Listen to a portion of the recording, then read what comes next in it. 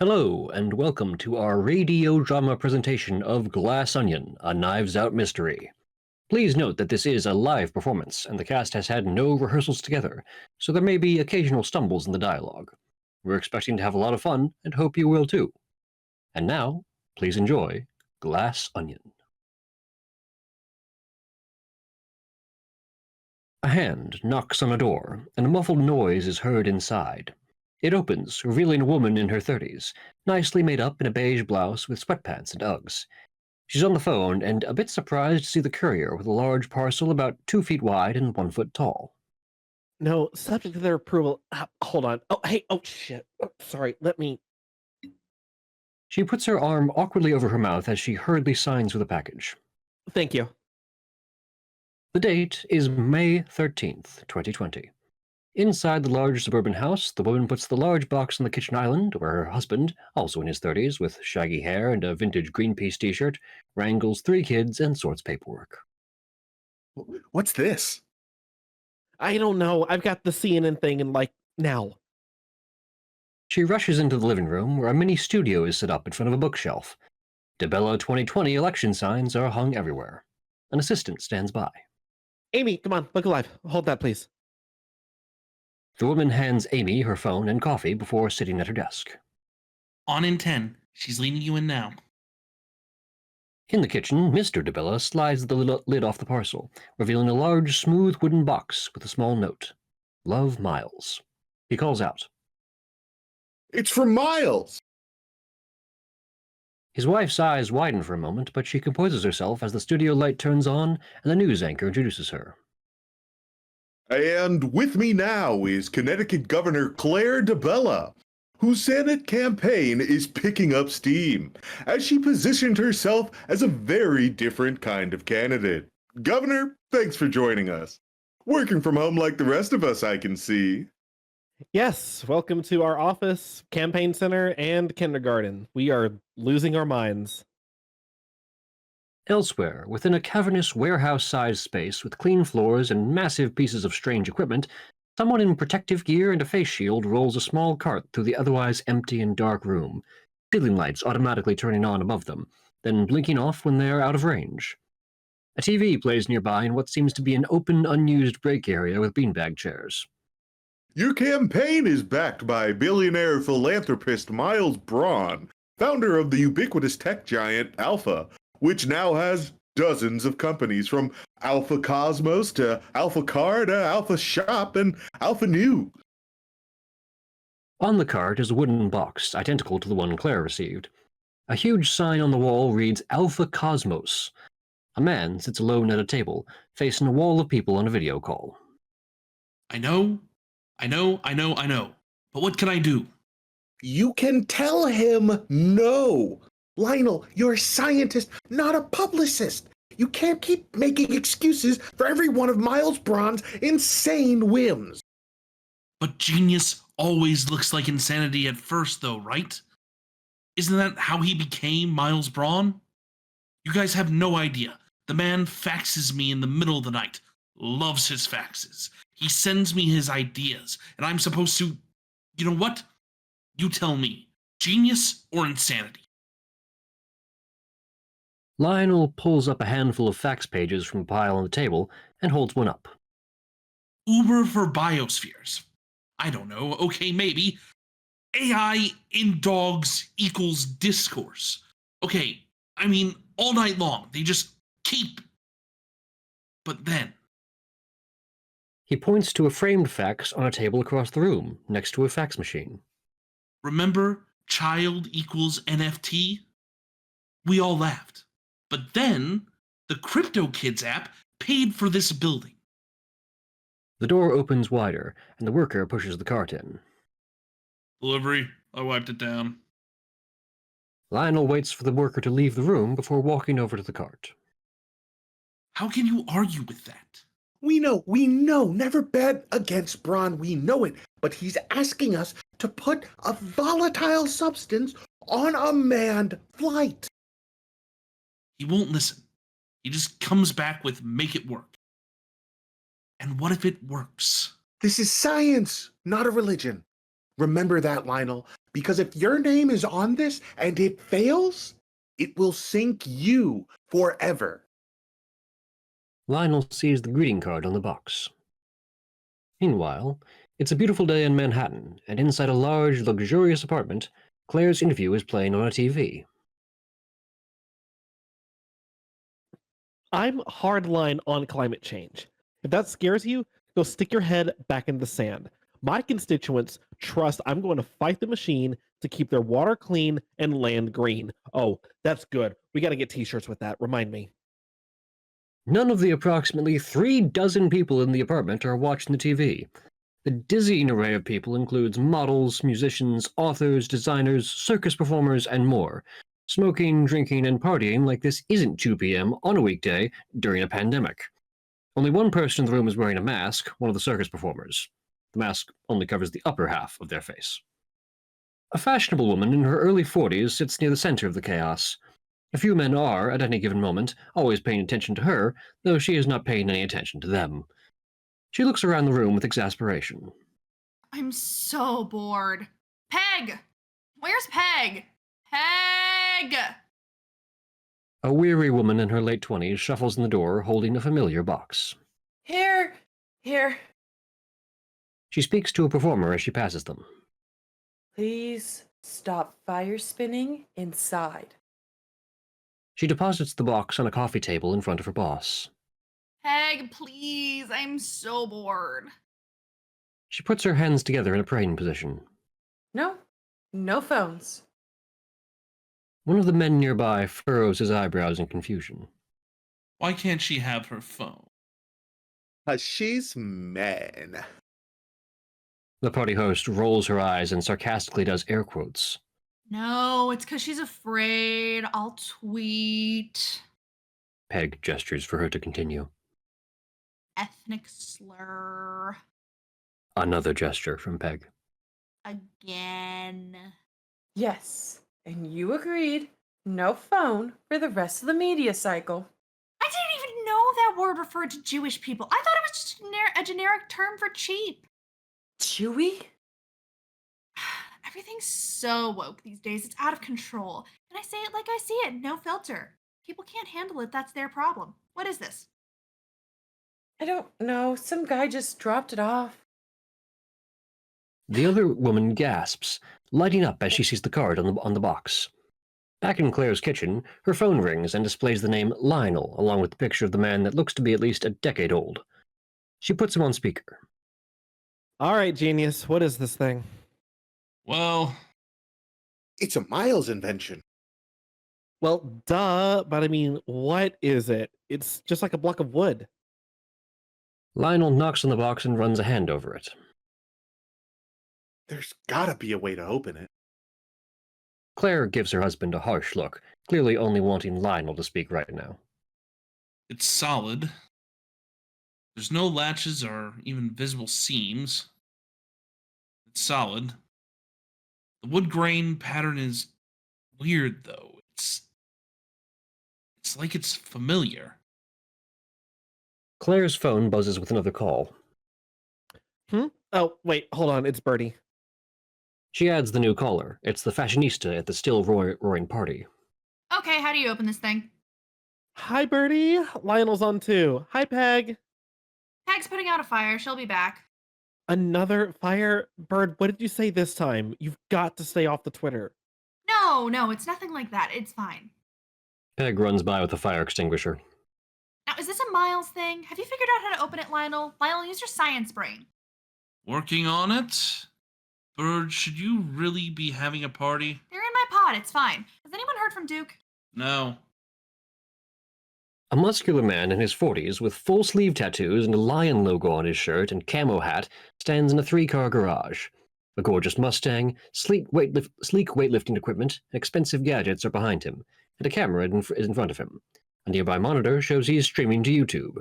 Yes, this is Duke. So, this has gotten some attention recently, so obviously I would like to speak to this. And the answer is no, Jimmy Kimmel. I do not hate boobs. Boobs gives us plenty of useful things.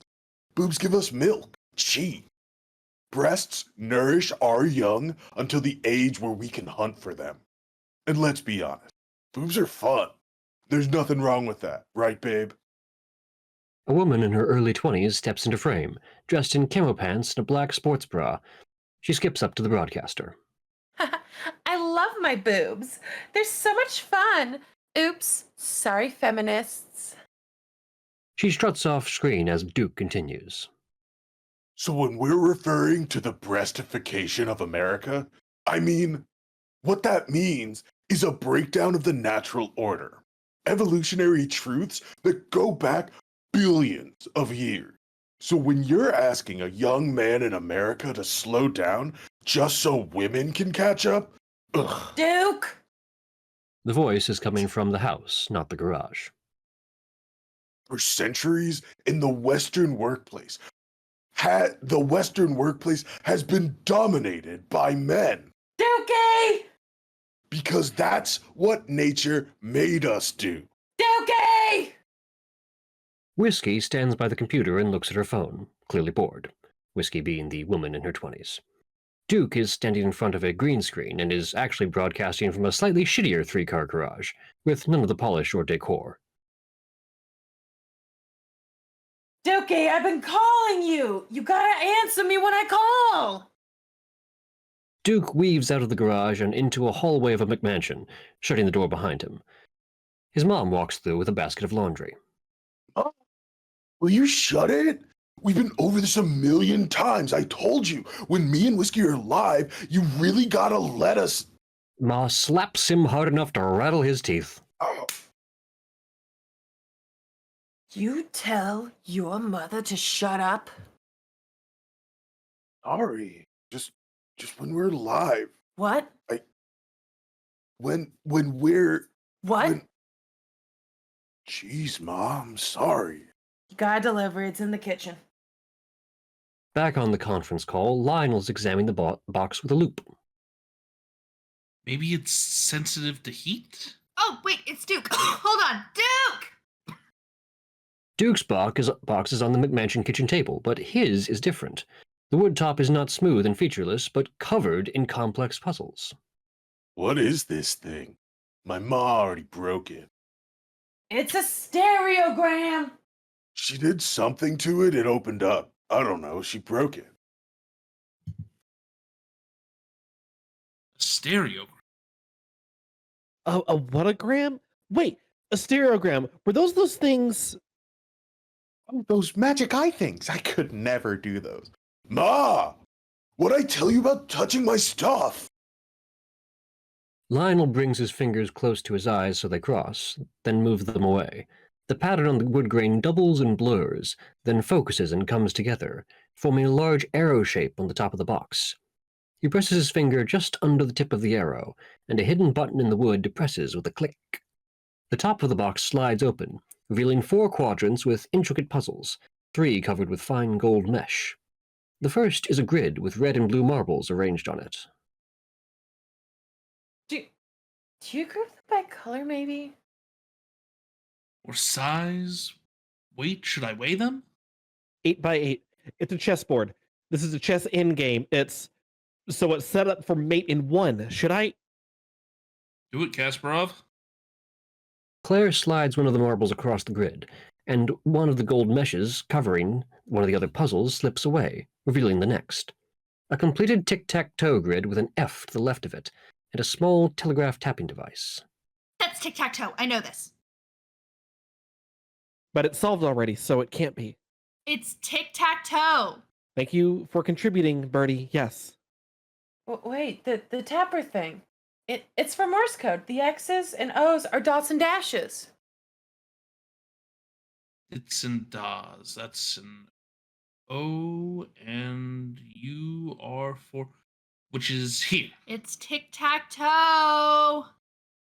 Lionel taps 4 dots and a dash, and the next screen opens, a sliding tile puzzle. They all dive in, slowly revealing a large capital N. Is something supposed to happen? N maybe stands for something? Maybe in one of the other puzzles? Without looking up from her newspaper, Duke's mom answers. It's a compass! Ma! Ugh. It's a compass. N is for north, so turn it due north. He I've rotates the rotated it box, and due north. he rotates the box, and the final mesh slides open, revealing the workings of a music box, which starts playing. It's music! Guys, it's music! It's music! Shh. Are you mocking me? Yes. Haha, okay, haha. I'm gonna Shazam it. Birdley loudly talks into a large white cube on the table. Alexa, Shazam this song, please. Yo-Yo Ma, eating a slice of pizza, leans over to Peg. Hey, this is box little figure in G minor. Are you sure? Yeah. I'm Shazamming it. Alexa, Shazam this song, please. A fugue is a beautiful musical piece based on just one tune, and when you layer this tune on top of itself, it starts to change and turns into a beautiful new structure. This can't Shazam, it's a lamp. I love you, Birdie. I love you too, Claire. Wait, layered back over on itself. Hold on, see the center wheel? Lift it up. The entire top layer pops up like an album off a turntable on a center spoke. It spins, then settles, revealing 4 new puzzles. A whole new tune. Freaking Miles, man. Genius. That first one's the Fibonacci sequence. Ma! What? They complete the sequence puzzle, and an abacus puzzle, and a constellation puzzle, and are then left with a stone, a number wheel, and a switch. 47 for sure? That's the atomic number for silver. Are you sure that's silver? That's silver, so this is it. All together now. 1, 2, 3. They all flip the final switch, and the box closes itself up, clicks a few times, then splits down the middle in parts, revealing a central chamber covered with a metal dome which opens like a flower, revealing a small note. Everyone picks up the card and reads. My dear friends, my beautiful disruptors, my closest inner circle. We could all use a moment of normalcy, and so you are cordially invited. For a long weekend on my private island. Where we will celebrate the bonds that connect us. And I hope your puzzle-solving skills are whetted. Because you will be competing to solve the mystery. Woo! Of my murder. Travel details to come. Please forward any dietary restrictions. Love and all my kisses, Miles. Oh my god. Ma! Where's my spear gun? I got a pack. Duke runs out of the room as Whiskey walks in. Babe, get packed. Whiskey looks at the box. What is that? I don't know. Lionel leans back, twirling the invite. Birdie is losing her shit, dancing around the party while Dr. Fauci is interviewed by CNN behind her. Get your Fauci ouchie. In a darkened garage filled with half-packed moving boxes, a card table has the familiar box on it, still closed. Sitting at the table, staring blankly at the box, is a woman in her 30s. She wears a bathrobe and an unreadable expression as she taps the Love Miles card in her hand. She stares at the box for a long while before standing up and walking away, then returns with a hammer. After 15 seconds of haphazardly smashing the box, she finds the invitation inside. Meanwhile, on an iPad screen, an emergency meeting is called in among us. Wait, hold on, what just happened? Benoit Blanc sits in his bathtub smoking a cigar, annoyed and disinterested. The iPod is held up on a small platform laid across the width of the tub, and next to the iPad is a small laptop with a video call. Stephen Sondheim, Natasha Lyonne, Angela Lansbury, and Kareem Abdul-Jabbar are all on a video call. Blanc, I saw you go in the engine room. You're the imposter. We all know it. Case closed, we're done. I'm sorry, I don't understand this at all. So, Angie caught me, and now the game's just over?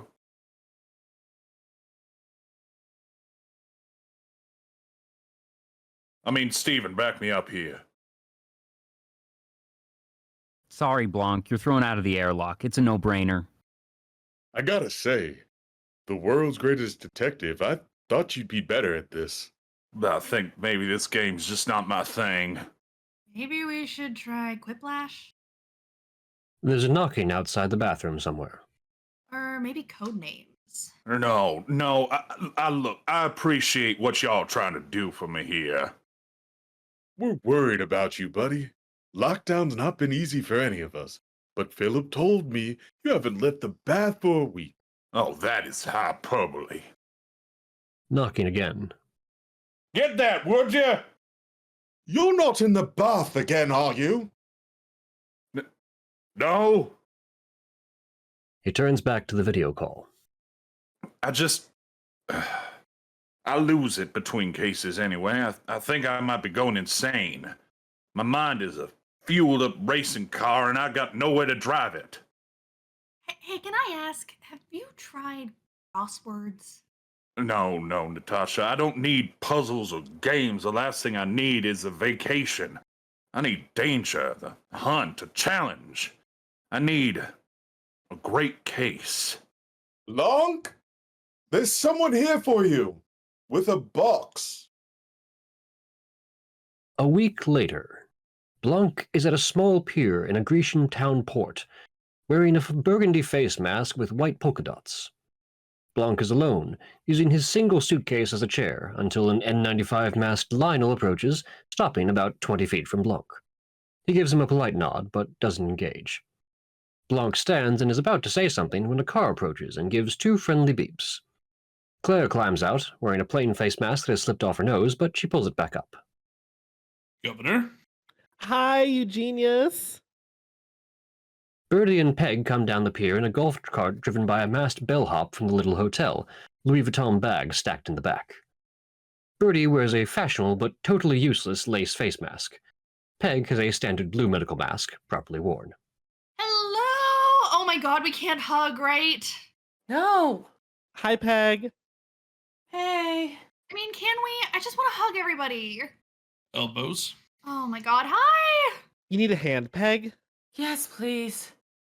Did you two stay at the hotel last night? We didn't see you. No, Birdie, we clearly just arrived. Birdie looks past Claire and then walks past her, approaching Blanc. But you, hello, stranger danger. The bellhop looks over toward the detective as he places the last of Birdie's bags on the pier. Mr. Blanc, you are stranger danger? No, that's fine, Nikos. I don't even know what that means. Lionel squints, looking at Blanc for the first time. Wait a second. Benoit Blanc? Oh my god. Benoit Blanc, the detective? Did you solve the murder of, what's her name? That ballet dancer with the thing in the thing. That's you? It is, in the flesh. I'm obviously familiar with you all as well, Governor, Dr. Toussaint, Miss Birdie J. What an extraordinary gathering. Before anyone can answer, a boom draws their attention towards the town. A helmetless, maskless Duke drives through the narrow streets on a rumbling motorcycle, whiskey clinging to him. She fires a handgun into the air as they approach the pier. Birdie hands him his gun, which he holsters as he steps off the bicycle. We have arrived. The disruptors have assembled. He goes to hug Peg, who backs away. No, absolutely not.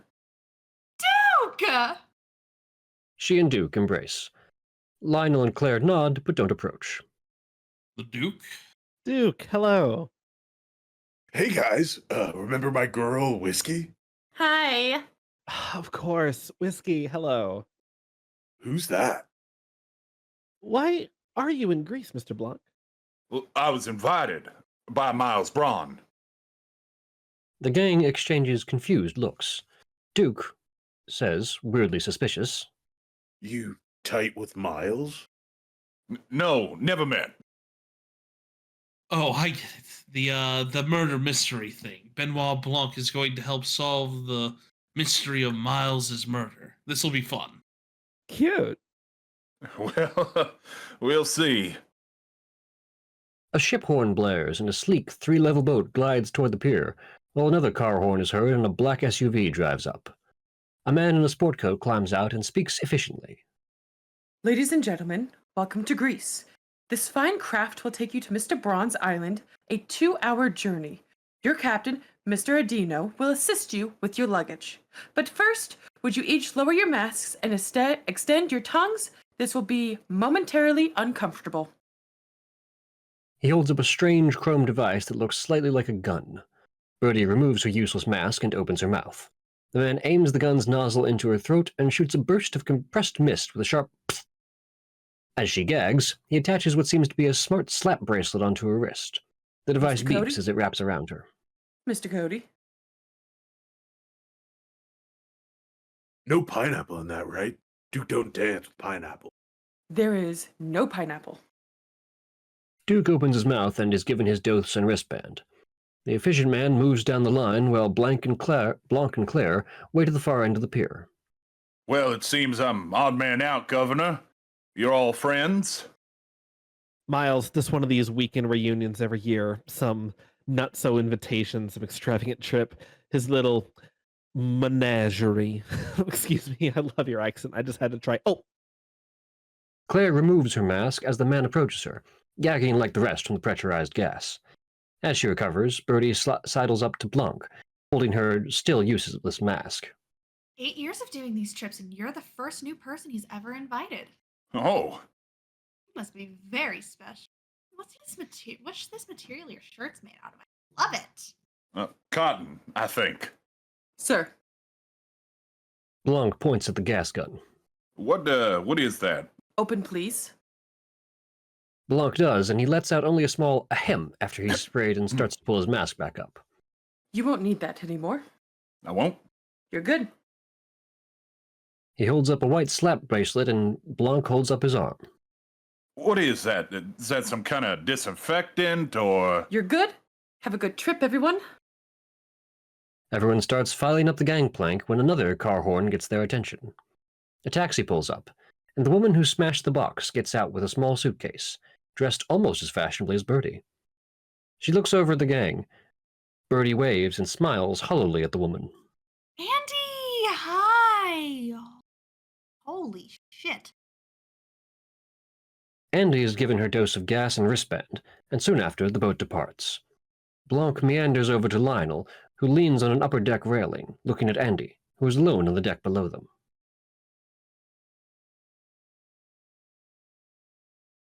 I could not help but notice a stir at her arrival. Yeah, that was a stir. Is she not in your little gang? She was. She is. Andy started Alpha 10 years ago with Miles. Just the two of them. That's Cassandra Brand. Andy, yeah. And they're no longer partners. One legal move, he cut her out completely. Booted her without a dime. Social networked her. Lord. But he still invited her to this weekend? The question isn't why'd he invite. It's why did she show up? After a 2-hour trip, the boat approaches a very small island with a single house built on it. As the boat approaches the shore, a glimmering glass-like dock with gaudy statues rises from the sea. Lionel, who is now standing by the ship's captain, gawks in disbelief. Is that dock a Banksy? Pizza chit.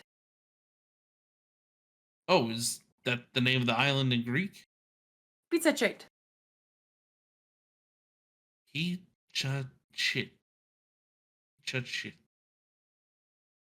The boat anchors a few hundred feet away from the shore, and the passengers climb into a motorized dinghy which putters to the crystal dock. On the shore, a man sitting in a beach chair plays Blackbird on a guitar. He has a plain gray t-shirt, casual striped pants, a locket around his neck, a hemp wristband, and no shoes, plucking the strings with an easy manner and charisma as he watches the arrivals disembark the smaller boat, then stands to greet them with a warm smile. Birdie sprints to him. Miles! She throws her arms around him. Oh, my baby birdie. Oh, with your island, serenading me with my song. On the guitar Paul wrote it on. I know, legit, right? but the look on your face was worth it. Birdie's jaw drops at the holy relic, and it drops more as Miles drops the guitar before approaching the rest of the gang. Oh, my friends, oh, my old friends. Are we allowed to hug after the Men in Black thing? We can hug. Oh, God, bring it in. They do. Oh, we're allowed to hug. Duke. Hey, buddy, this is a dream. They do a percussive back-slup manly hug. Not a dream, wide awake, and it feels so good. Whiskey. Wow. I love that necklace. Great. Come on, bring it in. This old thing? Miles hugs Whiskey. How you doing? I'm so good. Yeah. Great island. They're still hugging. Duke averts his eyes. Greek Island, huh? Sexy, right? So, Benoit Blanc, huh? Man, when you throw a murder mystery party, you do it right, buddy. Lionel and Blanc walk up the beach. My man. Hey, pal. Lionel gives Miles a firm handshake and a quick hug. Good to see you. You too, buddy. Miles looks to Blanc. Hello. Mr. Bron, I cannot overstate my gratitude for this. I mean, So happy to meet. Miles stops talking as he sees someone behind Blanc. His expression is surprised and then stern. Andy, you're here. I am. Duke runs interference on the awkward moment. All right. When's the murder mystery start? My man, patience. Okay, look, I know you guys all think I'm a hippie, but can we just take a second and fully imbreviate this moment together? We're old friends. We're still friends. And I love you all. I just wanted to say that. But we've got a great weekend. Just our gang. Just us. A guy in his 30s with long hair, a dirty t-shirt, and a box of Corona beer walks by. Hi-ho, hey. Hey, bro. I'm not here. The beach bum continues on his way. Who's that? That's Daryl. He's just staying here. He's going through some things, but he's not part of the experience at all. So first, a proper tour of the Glass Onion. With a gleam in his eye, he leads the group into the compound. Ah, the Glass Onion, like our bar. Oh, I loved that place so much. Blanc lingers, looking back at the pile of luggage on the sand. Should we, get our bags? Someone get them for us? Okay. This rich people shit is weird. Thank you. I have occasionally put on the dog in my life, but this is stretching my stride-taking abilities. You're doing great. I'm Andy. She offers a handshake. That is very genial of you. I'm Benoit. Got a flat tire there. She points to his shoelace. He ties it while the others proceed to a tiered series of landings, climbing into the compound, a mixture of Bonvillain lair and Mediterranean villa. They turn a corner into an open courtyard and get their first real view of the compound's defining feature. Perched at the top of a grand, gently sloped staircase, the main building is topped with a massive orb of glass. Wow, it's like an actual huge glass onion. Yep. It's past, present, and future. So what came before me, what I am now, what I'll leave to the world. Daryl passes by in front of Miles. Oh, ignore me. This is the full reclamation of everything I've achieved up till now. Lionel glances around questioningly while Blanc and Andy rejoin the group. So, what kind of staff does it take to run a place like this? Normally like 50, but, look, I sent everyone home. I just want to have a normal weekend with my old friends like the old days. Nearby, a Boston Dynamics robot dog waddles by with everyone's luggage on its back. Right? I mean, see, look, that's the thing. This isn't just a rich asshole house. It's not even a house. It's a commune for creativity. Oh, amazing. Dong. The loud dong reverberates around the island. What was that? That's the hourly dong. You know I got Phil Glass to compose that? What? Who's Phil Gas? Okay, let's stop talking and actually start hanging out and having fun. Your rooms are assigned by the chakra I most closely associate with each of you. I know, just go with it. Your biorhythm monitor is the key to your room. It'll lead you to the room using haptics. Everyone startles as their wristbands buzz. Get settled in, change, let's meet up at the pool. We'll have a chill afternoon, and then the game begins. Sacral! You know me, Miles. Everyone takes things in stride and heads for their rooms. Hey, Andy, I really am glad you're here. He goes to gently put a hand on her shoulder, but pulls away as Andy glances at his hand and then at him. She walks off with an unreadable look, leaving only Blanc, who is still gawking at his biorhythm monitor. Wow, I'm sorry, that is just crazy. I know. Hey, Mr. Blanc, could I have a word? Of course. Miles leads Blanc into his office in the huge dome of the glass onion. Oh my goodness me, this is... that is... His eye catches on a large polyhedron in the center of the room with lights and mirrors inside it. Oh my God, it's full of stars. 2010, the year we made contact. This is amazing, just amazing. I'm so happy to be here under... if there's any role you'd like me to play in this murder mystery game as the, I don't know, detective, I'd be more than happy to oblige just to be included and to meet you. He stops as he looks through the transparent wall of the onion and sees a light blue Porsche perched on the platform high on the roof of an adjoining building. To meet you. Is that a motor car? Oh, yeah. That's my baby blue. It's one of a kind. Goes anywhere I go, all around the world. Why is it on the roof? There's nowhere to drive it on the island.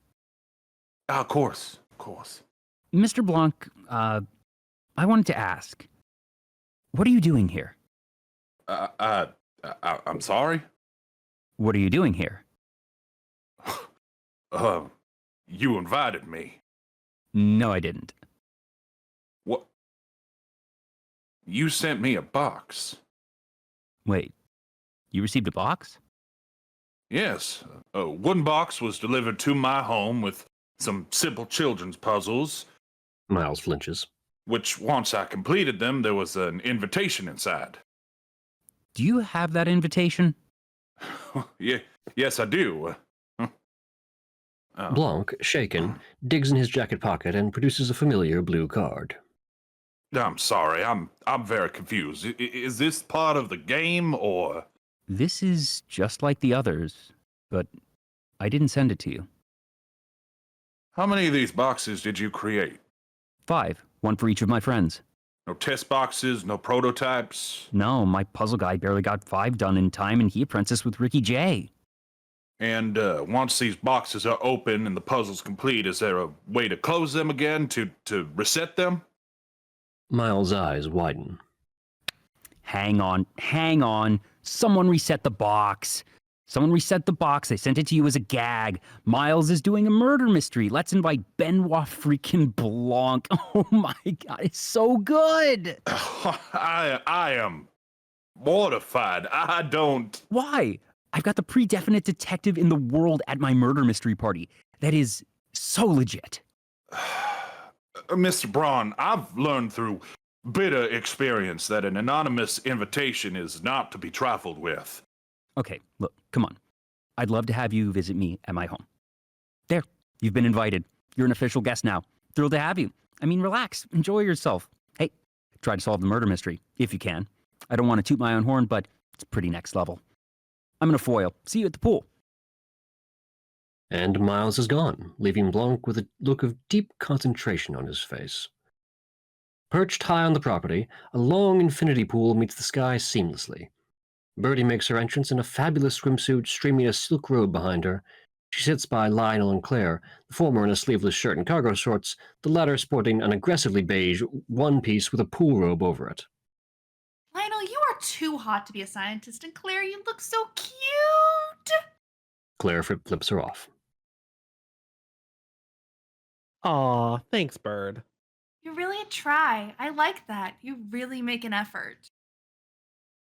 Well, I figured. Grease. And no masks. I can breathe again. Look at this pool. Maybe I'll go for a swim. At that moment, Whiskey breaks the surface of the glittering model water in all her Instagram model splendor. Maybe I'll lay out for a bit. Blanc enters the pool area in blue and white striped long shorts and a matching short-sleeve button-up shirt.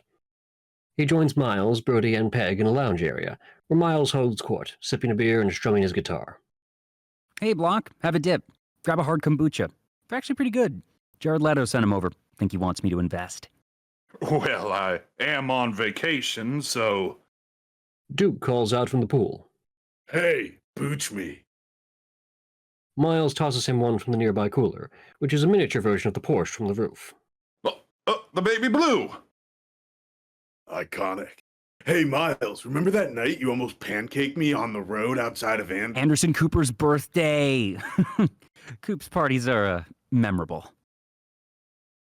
Lionel and Claire wade out into the deep end of the pool while Duke pulls himself out of the water and does some stretches. He wears a Speedo, his gun belt, and pistol, which is hanging right over his crotch. Oh, God. Really, Duke? Duke, defiant, draws and fires his gun into the air. Oh, my God. Really? Asshole. Now it's a party. Blanc, still with his shirt on, wades into the pool with a mojito, having abandoned his hard kombucha. Duke sits on the edge of the pool, feet in the water. That is quite a piece. Never without it. So I see. You never know when shit's gonna go down. Blanc eyes Lionel and Claire talking in the deep end of the pool, but can't make out their conversation. Peg slides into a pool chair next to Bertie. Bertie, you have to tell him. You got to tell him. I will. Listen to me. I'm serious. You gotta. I will. You gotta. I will. Okay? Oh, God. You gotta go beg, okay? God. Peg flips open a butterfly knife as she talks. When he goes to his room, just follow him and then just do it. Take care of him. Don't worry. Bertie stares across the pool at Miles flirting with Whiskey. There was a time, back when I was the one on magazines. He was nobody. Couldn't even believe he was talking to me. He said that to me. You're Bertie J on billboards. I can't believe I'm talking to you. He was this little thing in my hand. I preferred that. Bertie notices Andy sitting on the pool chair next to her, a half-full bottle of kombucha in her hand. Andy, hi! Wow, how long's it been? Since the trial, so a few months.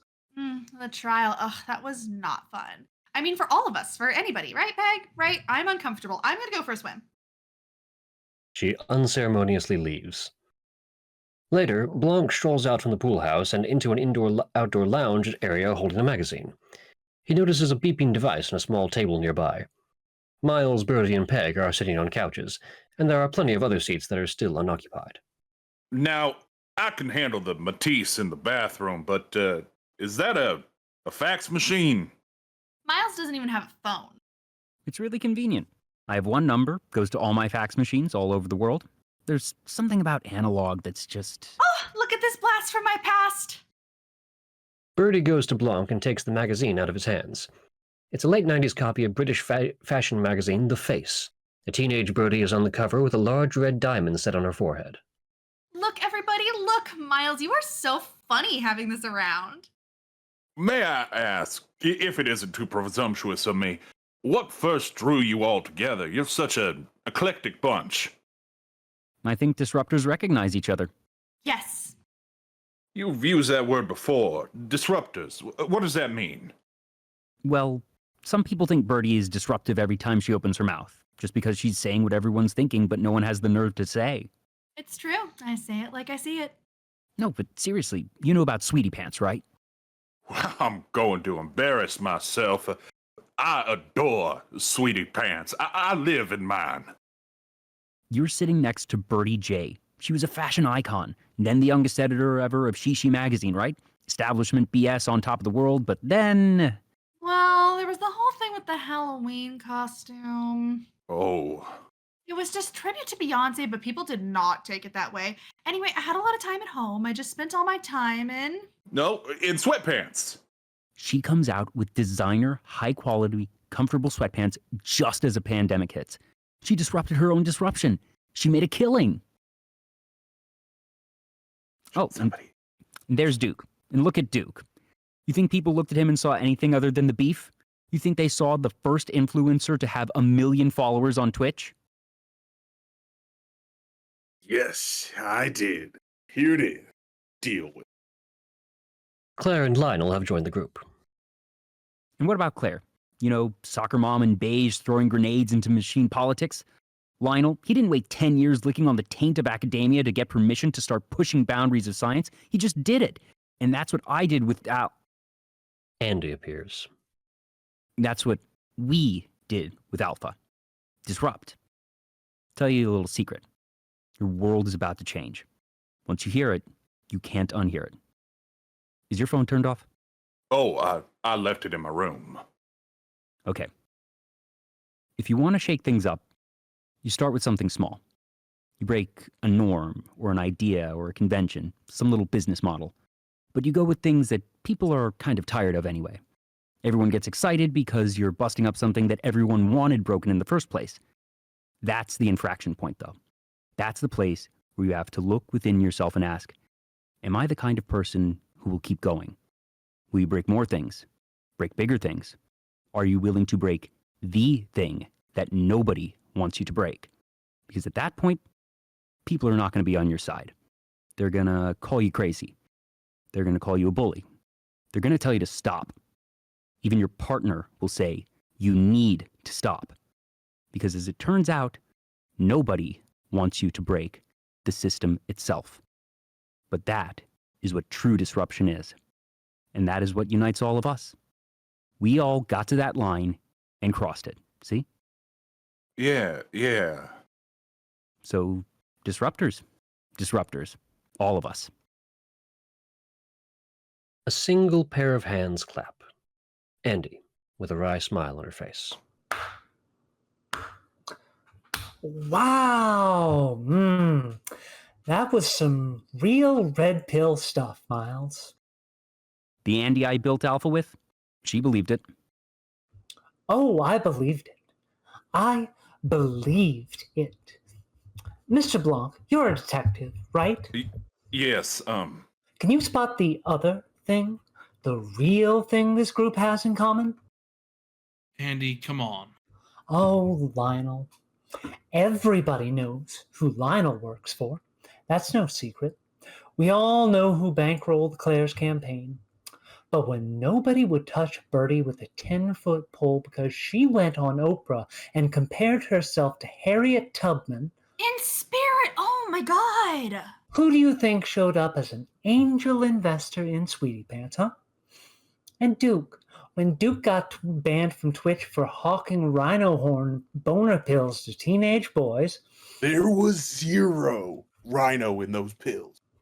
Who do you think set him up on YouTube and used their media empire to promote the stream? That is the common thread here. Every single one of you is holding on for dear life to Miles Bron's golden titties. And each of you will stab a friend in the back to hold on. That is what I believe.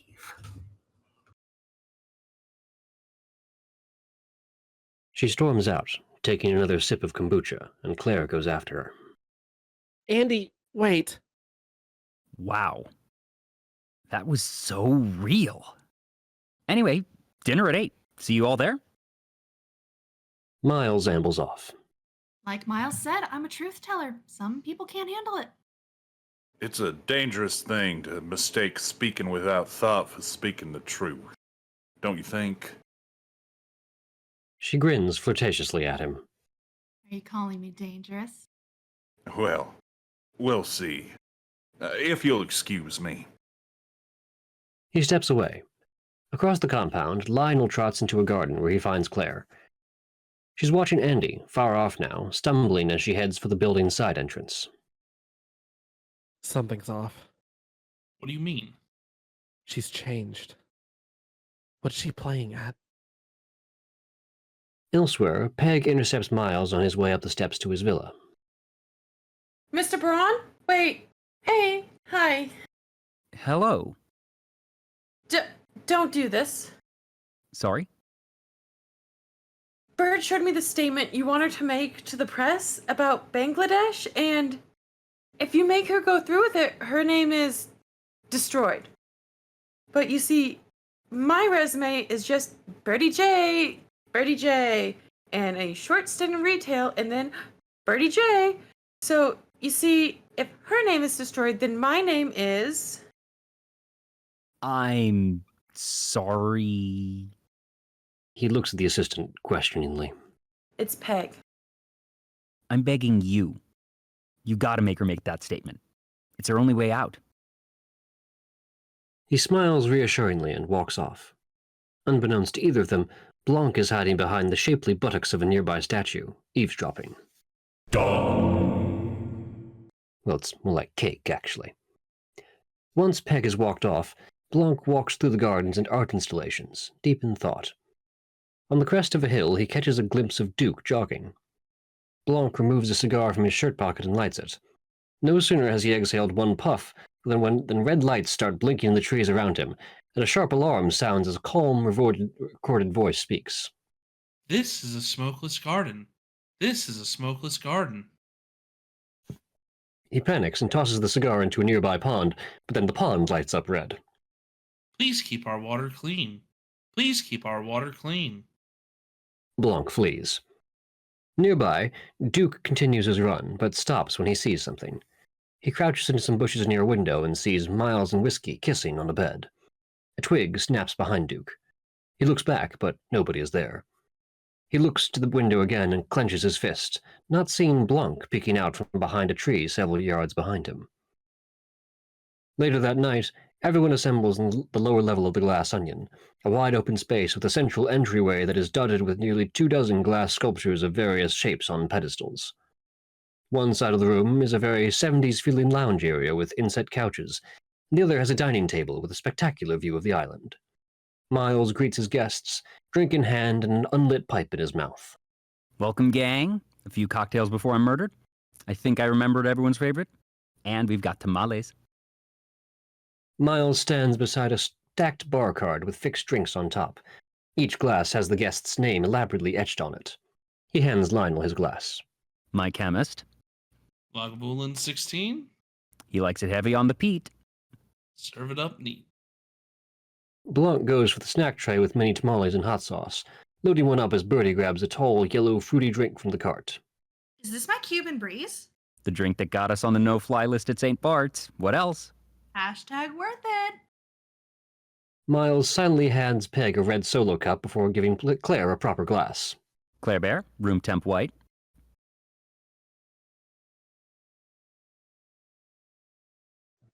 Pinot Gris. Over at the snack tray, Blanc takes a big bite of his tamale and immediately reacts. Halle-Berry! That is a kick. Oh, that's Jeremy Renner's small batch hot sauce. I let him invest. He sends me a pallet like every year. Take a few bottles. Thank you. Blanc pockets a small bottle of the sauce, Jeremy Renner's face on the label. I apologize. I don't know your drink, but, pick your poison. Hey, Andy. Andy has quietly entered, now wearing a clean white suit and ascot. She approaches stoically, and Miles goes to meet her halfway, glass in hand.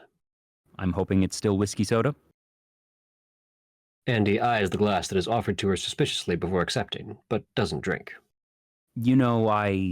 Okay, Miles, I know your whole thing for it, but, this place is the Tate Modern. Why would you hang a framed print of the Mona Lisa front and center? It's like having a Shea poster in a dorm room. Andy places her drink on one of the sculpture pedestals as she moves toward Claire, who is standing a few feet away from the painting in its fancy frame. It does indeed look like the Mona Lisa. Mm-hmm. Or Miles grins silently. Come on. Wait. That's impossible. mm-hmm. Forgive my incredulity, but surely. No, the Mona Lisa, that's property of the state. There's no way. Blame it on the Pando, Blanc. Louvre is closed, France needed money, so I bought myself a little short-term loan. You know, it turns out the transport and security was most of the cost. Check this out. He takes a silver lighter out of his pocket and clicks it. 4-inch-long blue flame spears out. Although he's a good distance away from the painting, a thick plexiglass barrier abruptly deploys around it with a mechanical shock. Don't tell the insurance guys, but I had a little override button installed. Oh, you did? Where do you think it is? Miles pushes down on a figurine of a little jester boy, blatantly perched on a nearby display stand, and the barrier recedes. Oh my gosh, it's easy! It's so freaking sensitive, a phone dings, it closes up. It's ridiculous. But I needed to be able to look her in the eyes without glass in between us. My mom took me to Paris when I was 6 years old. First time I looked at this lady, it changed my life. You know, Da Vinci invented a technique for brushstrokes that leave no lines? That's how you can look straight at her and her expression changes every time. Her smile's there, then it disappears. Is she happy? Is she sad? Is it something else? This simple thing that you thought you were looking at suddenly takes on layers and depth so complex, gives you vertigo. Andy stares deeply into the Mona Lisa's eyes, caught up in spite of herself. It really is something. Hey, it's a classic. Daryl is behind everyone else, admiring the painting from afar while eating a bowl of cereal. He quickly shuffles off as the others turn toward him. Oh, hey, not here.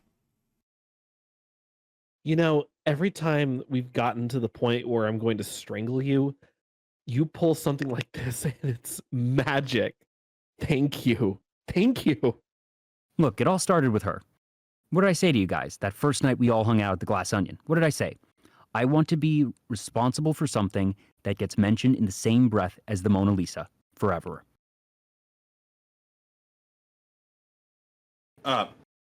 Then what does that mean? It means immortality. He wants to do something that's gonna change. Wait a minute, Miles. Why do you have the Mona Lisa in your living room? Miles grins triumphantly. In 1 week, I've invited the world's leaders and members of the press from all over to come to this island. And right here, I'm going to unveil the future. Miles holds up a crystal the size of a quarter. You know what this is? No, damn well we do. What's going on, Miles? I don't. Don't drop it. Miles lobs the crystal to Blanc. Oh my god! Claire exhales as Blanc effortlessly catches it. That's a new solid hydrofuel. It's incredibly powerful, it's radically efficient, 0 carbon emissions, and it's derived from abundant seawater. I call it Clear, with a K. And at this event, we are going to announce Clear America, our affordable home power solution. Clear is going to be powering people's dreams all over this country by the end of this year. Lionel sets his drink down sharply. At its clack, the glass shucks down in front of the Mona Lisa. No. No, because I was clear with you. I told you I need 2 years minimum to test this stuff to see if it's safe or even viable. Claire and I are not going to be responsible for putting something out in the world before it's tested and... Miles points upward with an easy smile, and Lionel's eyes widen as he staggers backward. Oh no. Oh yeah. No. You're running this entire place off this? All of it. All this awesome lighting, the heating, the cooling, everything right down to my fax machine. The whole Glass Onion is powered by Clear. Oh my god, Miles. Guys, we did it. I'm out. I'm done. This is reckless. You're gonna get somebody killed. Bro, you're not getting out. It's already happening. Love you. Come on, let's eat. He walks over to the dining table, leaving the others in shock. Duke enters with aggressive energy, whiskey trailing behind him. The others make their way to the table, their plates and glasses elaborately embossed with their names. Claire and Lionel look sick.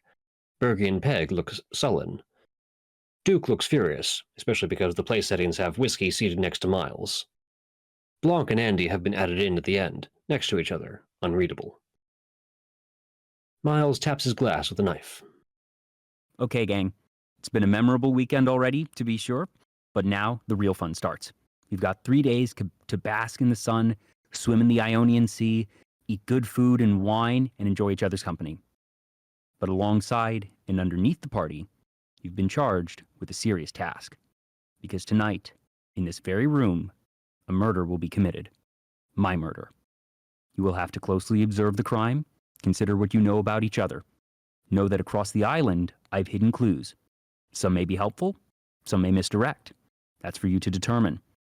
But if anyone can name the killer, tell me how they achieved the murder, and, most importantly, what was the motive. That person wins our game. Any questions? What do we win?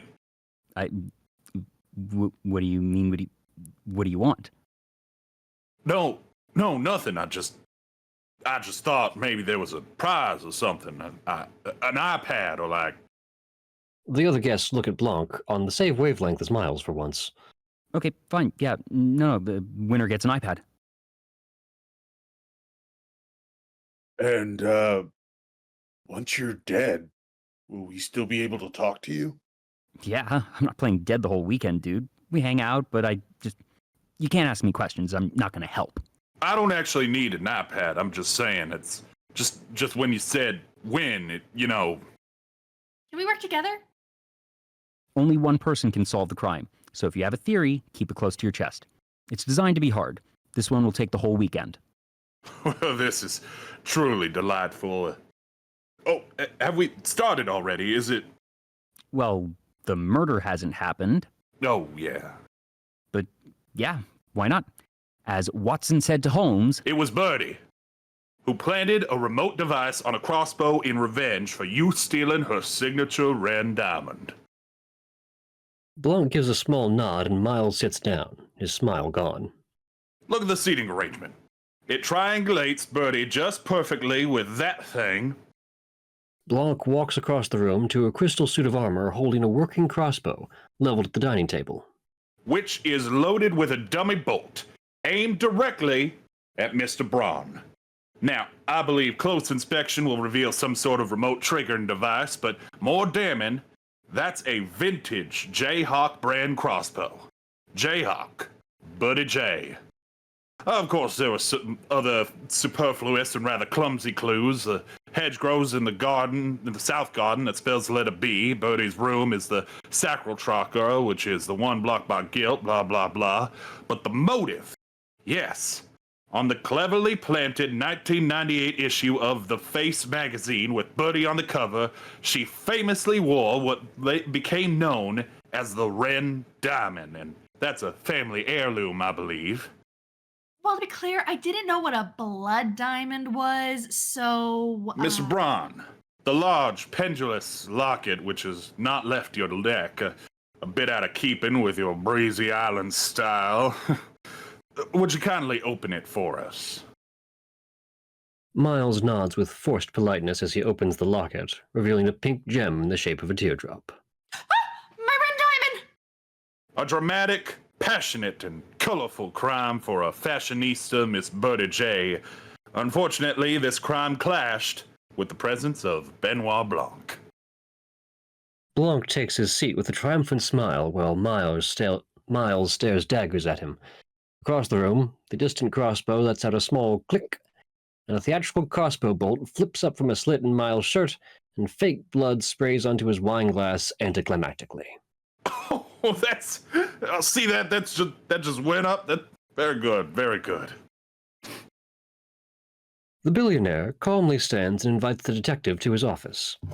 A minute later, they enter the elevated glass enclosure together. Miles rips the crossbow bolt from his chest and throws it to the ground as he walks toward his desk. My God, that felt so good. So solid, so satisfying.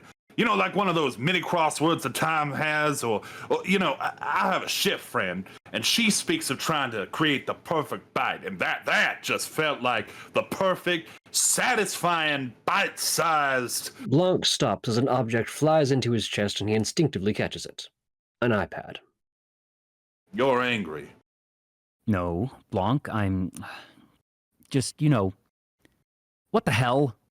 That was not the simplest thing to set up, so it's fine. It's fine. It doesn't matter. It's just, I hired Gillian Flynn to write the whole thing. Oh, she's quite good. She's goddamn expensive is what she is. What am I supposed to do now? Play Yahtzee all weekend? Just... Miles sits down and looks like he's about to meditate. Mr. Bron, truth is, I ruined your game on purpose, and for a very good reason. I'm sorry, what? I like the glass onion as a metaphor. An object that seems densely layered, but in reality the center is in plain sight. Your relationship with these people may seem complex, but look, what you've done this weekend is crystal clear. You've taken 7 people, each of whom has a real-life reason to wish you harm, gathered them together on a remote island, and placed the idea of your murder in their heads. It's like putting a loaded gun on the table and turning off the lights. Come on. So you play hardball with Lionel and threaten to destroy his reputation if he does not play along and power a manned rocket with Claire. And with Claire, too, now perhaps you threaten to support her opponent in the up-and-coming election if she does not approve your power plans. You have done some homework. And Birdie, Bangladesh. Sweetie pants are manufactured there, in a sweatshop. You're making Birdie take the fall to cover your ass as the main investor. And Duke? Well, we all know why Duke wants to kill you. He doesn't know about that. Yes, he does. Take my presence as a sign. For at least one person on this island, this is not a game. Oh, well, this is the famous napkin. I know this story. Blanc moves toward a small frame behind Miles' desk with a golden ratio spiral. The backing is blue, beige, and green matting with red at the spiral's center. 2 objects are mounted inside the frame. A faded napkin with a simple diagram drawn on it in pen, and a Polaroid picture of Miles and Andy, 10 years younger, holding the napkin in a bar. Flanking them is a young Duke, Lionel, Claire, and Birdie. Above them all is a neon sign that reads, The Glass Onion. Right. Will you look at that? I sketched out the original idea for Alpha on a cocktail napkin, and I showed it to Andy one night at the Glass Onion. That was our local bar.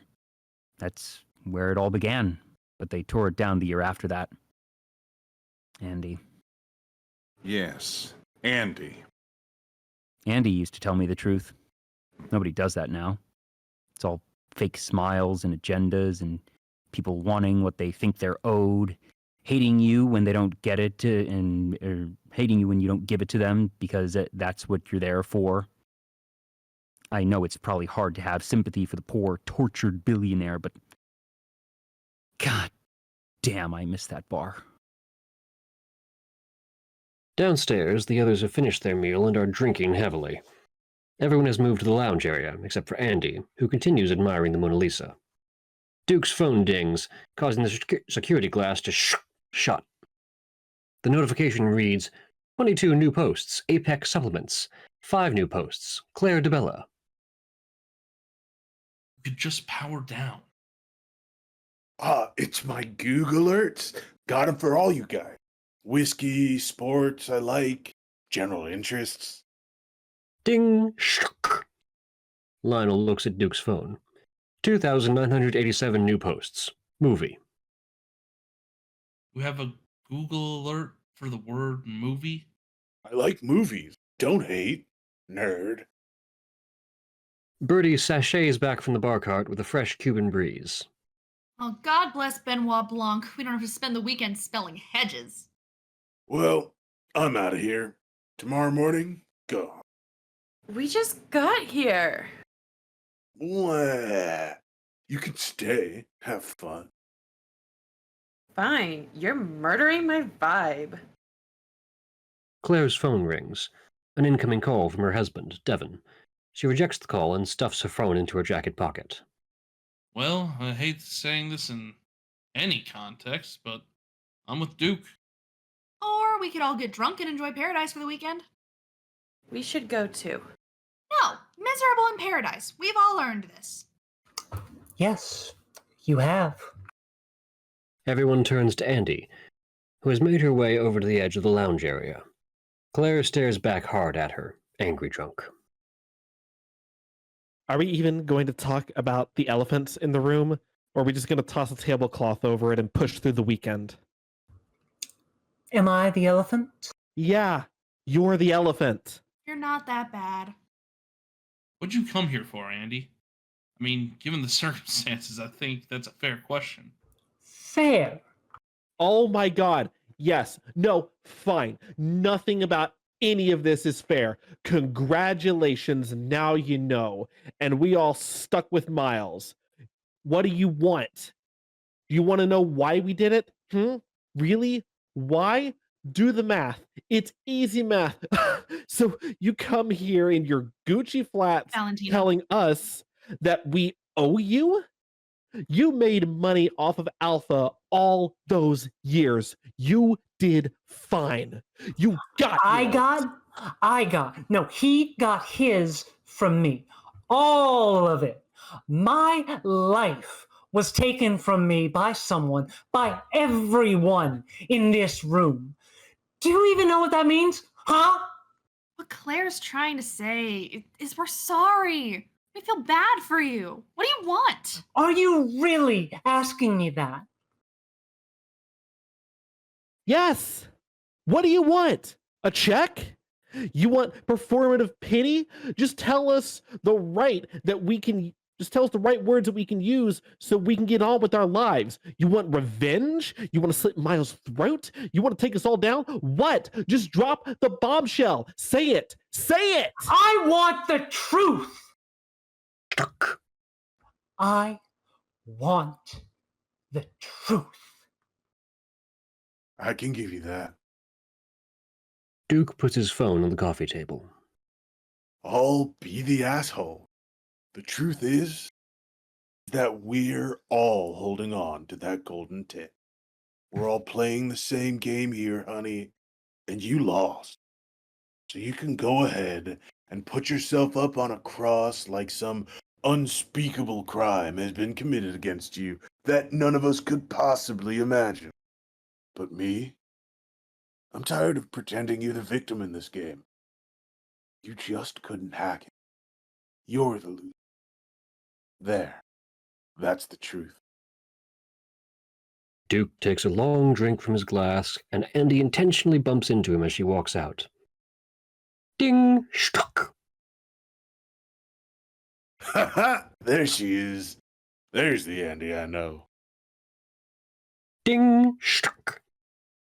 Duke picks up his phone and checks his notifications as Miles and Blanc walk down a nearby flight of stairs. Okay. Oh, geez, Detective, your next assignment is who killed the party? Claire stumbles into Duke as she moves across the lounge to Lionel. Ding! Stuck! Come on, guys. Blanc ruined my game. It's okay. Hey, Alpha DJ, give us something upbeat. Speakers around the room start up. Miles, I'm going to be leaving in the morning. Yeah, me too. No. We're having a champagne brunch on the beach tomorrow. You're going to try foil surfing, and you're going to put some aloe on that and work on tan so constituents say, what was she doing during lockdown? Birdie, come on, dance with me. Come on, pretty lady, get that smile up. Come on. Birdie looks reluctant at first, but her playful demeanor quickly returns. Blanc watches from afar. Where's Andy? Yeah, where is Andy? Ding! Stuck! Hey, Duke's smiling. There it is. There's my guy. What's going on? You look like you got good news. I wondered why my gooks were blowing up. The views on my channel are off the charts. You gotta see this. Ooh! Miles sachets over and Duke shows him his phone. This is all over the internet. I mean, look at those numbers. That's fire. That changes things, right? It sure does. Numbers like this, maybe we can talk Alpha News? You bet your ass. Come here. The two embrace as Brody flits over. Dookie, that's amazing! Let me see. Duke shies away coyly, letting the tipsy Brody hit him in the shoulder while Miles goes to Lionel and Claire. Everything works out in the end. You just gotta keep the faith. Ding! Shuck! Guys, have I ever let you down? Have we ever not pulled through, pulled it off? You're staying, yes? Lionel nods slowly. Yep. You're staying. Okay, love it. Miles goes to the bar and makes himself a fresh drink. Come on, this is our time. You feel it? I mean, what did we used to say? Fake it till you make it and have fun while we're doing it. Yeah, it's happening. Ding! Stuck! We're all changing the world, all of us, making a dent in our own ways. You know, 5 minutes ago, Blanc was telling me this weekend was a very dangerous idea because you all hate me so much that one of you would actually want to... He comedically mimes himself being hung. Doesn't even matter. It's so silly. Woo! Birdie starts twirling around, her rainbow gradient dress flaring up as Miles sits beside Duke. Wow, look at that dress spin. Birdie, that's amazing. Woohoo! Just watch this dress. Spin that dress again. Everybody, Miles says, look at me! Ding! Stuck! Look at you. She's a bird. Miles stands and moves to the center of the room, drink in hand. I want to toast. I want to toast to the disruptors, my OGs. I love all of you. All of you. Everyone raises their glasses. Lionel and Claire unenthused, Birdie is vibrant, Peg is clearly drunk, Whiskey looks sour, and Duke is all in. Ha ha! To the disruptors, breaking it and making it. Everyone raises their glasses and drinks. Woo! Turn up the music! We're going in the pool tonight! We're all starting in the pool tonight. That's what I want. Lionel raises his glass again, then stops, his forced smile vanishing. Miles. On your feet, genius. I want to see... Miles. Duke. They all turn. Duke is grasping his throat, breathing raggedly. Birdie has not realized anything is going on. Oh, woo! Jesus. Miles moves quickly to Duke, and Duke puts a hand on him for support, his eyes bulging. Whiskey has finally realized what's happening, and screams as Duke drops his crystal tumbler and falls backward on the coffee table, and then to the ground, his entire body convulsing. Everyone scrambles to him, and Blanc reaches into his mouth to clear his airway. Duke! What? Is he choking? Yeah, I think he's... No, he's not choking. Blanc holds Duke's head steady and his mouth open. The convulsions are becoming weaker. You got him? Got him? Yeah. Duke, you see anything in there? No. Because I feel like he's... Duke's eyes bulge beet red, his chest heaves up with a faint inhale, and he becomes still. Lionel puts a finger to Duke's neck. What? I'm afraid Mr. Cody is dead. No! Duke! No! Whiskey throws herself onto Duke while the others look on in shock. Oh my god! Oh my god! Oh my god! Oh my god! What happened? Did he choke? What happened? There was no obstruction in his airway. We won't know the exact cause of death without an autopsy, but, What just happened? Whiskey, my dear, would you do me a favor? Would you come sit over here, just so I can take care of Mr. Cody? Blanc delicately helps the grieving girl away from the body. Yes, that's right. Mr. Bron, would you call your boat and have them come immediately? Miles is sitting on the couch, looking catatonic, just staring at Duke in shock. Mr. Bron! I'll do it. How do I do it? There's a radio room through there. You tell him we need medical personnel and police. Okay, yeah. Listen, I must insist that nobody touch the body or disturb anything around it. Wait, police? Are you treating this as a crime scene then? Oh my God! No, wait, this is bad. I can't.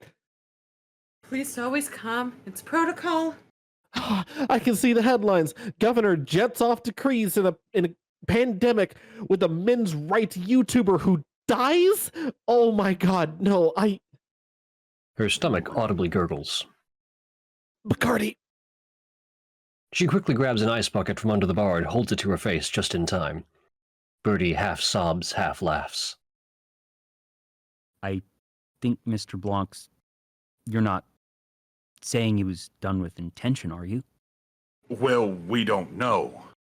Mr. Cody's death was so acute and violent, yes. My guess is something was put in his drink, intentionally. As this sinks in for everyone in the lounge, Lionel yells into a microphone on a sleek communications computer. What do you mean, morning? What is that? How is that possible? Pizza shit. Doc is pizza shit. Piece of... Lionel returns to the lounge. Bo can't come till low tide in the morning, 6 a.m. at the earliest. Do they understand the situation? There's no other landing point, and Miles' dumbass Banksy dock was set to low tide height, and it isn't buoyant. It's a piece of shit. Oh, heck. Yeah, all right. I suggest you all retire to your rooms. Lock the doors until 5:30, when we will convene here and walk together to the dock. I'll stay up all night with the body to make sure it's not tampered with in any way. I recommend that everyone get some sleep. As Blanc speaks, Miles stares at the corpse. His eyes catch on the glint of a nearby object. He points in horror at the crystal tumbler that Duke dropped, more specifically, the name emblazoned on its side. Oh, that is... That's your glass, Miles. He picked up mine. He picked up mine. Miles moves behind Blanc and moves the detective in front of him like a shield. Oh, come on, Miles. Miles, it's us. Miles, baby, for real? I'll pay you $1 billion to tell me which one of them tried to kill me. Miles. Ding! Shuck! I'm just going to silence his phone. We're staying right here in this room. I'm keeping you all in plain sight until that boat arrives. That's what we're doing. For God's sake. Where's Whiskey? Where's Andy? Where's Duke's phone? It just dinged and must still be here. Yeah, I saw it. Peg moves towards the body and Miles darts in the other direction, keeping an eye on the others. It isn't in any of his pockets. Well, he must have dropped it somewhere. Let's just wait for it to ding again. Forget his phone. Look. Lionel points to Duke's waist. His hip holster is empty. Where's his stupid gun? Oh, fiddlesticks. When did his gun disappear? He always has his gun. He always has it, which means we stopped seeing it. But at some point this evening, it was gone. When was that? Andy. We need to find Andy. Andy? Blanc moved towards the exit, but Miles stops him and stands behind him again. Mr. Bron! Dong! Oh, it's all right. It's just that hourly dong thing. What? Miles grabs Blanc's wrist and checks his watch. 10 p.m. Oh, no. No. Miles, calm down. Oh, shit. Shit, no, this isn't happening. It's happening. Mr. Bron, what is the matter? It was the game, my murder game. We were going to have drinks, and I thought it would be fun to say something dramatic just at 10 o'clock, and then we were going to have 20 minutes where... Blanc, you have to help me. You have to help me. Help me! Help me! Blanc slaps him firmly. What happens at 10 o'clock? With a hollow snap, every light in the entire complex shuts off, plunging the island into total darkness except for the starry lamp in the upper area of the Orion and the slowly sweeping glow of the island's lighthouse. Oh my God! Birdie! Birdie, just listen to my voice. Peg, is that you? Stop screaming. Oh my god, something touched me! Do not panic! Ding! Shook! No, I'm here. Where's my phone? It has a flashlight. I can't see! How does this... He turns on a flashlight, accidentally blinding himself for a moment. Lionel! Claire. Everybody calm down. Stand still. Do not panic. It was Andy! The lighthouse sweeps by, illuminating the room for just long enough to see Whiskey run in holding a spear gun. It was Andy! She killed Duke! She tore our room apart! I saw her! What? Is that a spear gun? No, not today. He runs out of the room. Mr. Bron! What the hell is happening? No, hell's bells. Everybody just stay here. Blanc dashes out, and the others look at each other suspiciously as the lighthouse light moves out of the room again. The room is quiet for a time. Aha, here's my phone. The lighthouse sweeps by. Peg is alone. Birdie? Lionel? Guys? Miles darts through the hallways. Andy? No response. He continues along, not seeing Andy around the corner. Andy! Blanc's voice comes from the other direction. At the same time, Claire moves through another hall. A minute later, Blanc hears footsteps as he enters the kitchen. Who's that? No answer. He uses his flashlight to search the room and spots a butcher's block, one knife obviously missing. Oh, Lord, help us. Light sweeps by and he sees Andy sprinting through the hall. Blanc runs outside to the landing of the long staircase and sees Andy running toward him, looking over her shoulder. Helen! She runs into Blanc and looks terrified until she realizes who she's run into. Now listen. Did you take Duke's gun? Why would I take Duke's gun? And why are the lights out? Duke is dead. What? Through a nearby floor-to-ceiling window, someone watches Blanc and Andy talking. They extend their arm, their gloved hand holding Duke's gun. I don't understand. Please, trust me. It's all in plain sight. We only need one last piece of information, but only you can... Bang! The window behind them cracks like safety glass, splintering out like a spider's web as Andy's body falls backwards. On the other side of the tall window, Duke's gun clatters to the ground. Nobody is there. The gunshot echoes through the glass onion, reaching the atrium. Stuck. Footsteps and voices echo through the halls. Lionel? Lionel! Guys, where are you? I'm here. What happened? Did you hear that? I heard it from here. Everybody all right? What was that? Was that a gunshot? It sounded like a gunshot. Blanc crouches next to Andy, looking at her white suit, which is now stained red. As he stands, the lights around the complex turn on, revealing the complex emotions on his face and the tear rolling down his cheek. The others run out of different exits, all looking down at the scene. Birdie drops the butcher's knife she's holding as she sees Andy. People start descending the staircase, but stop halfway. Oh, God. Everyone inside. Shouldn't we? She's not going anywhere. It's time to finish this. They return to the atrium. Peg, radio the mainland. Tell them to send the boats now. Banksy be damned. Beach them if they have to.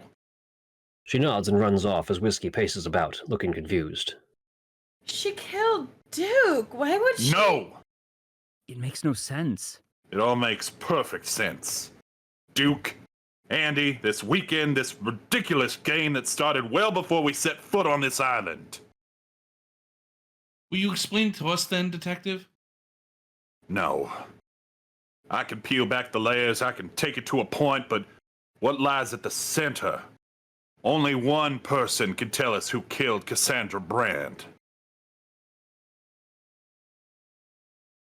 We will now have a 10-minute intermission. Please join us for the conclusion of Glass Onion.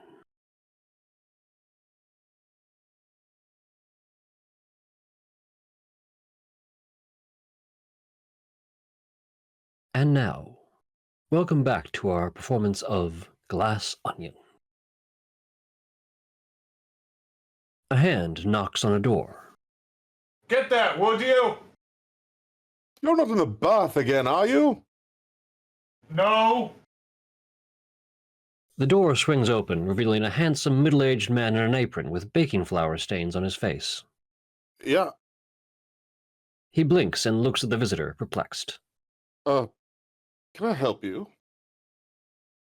Andy, wearing a blue surgical mask, stands on the other side of the threshold, holding a familiar cardboard box.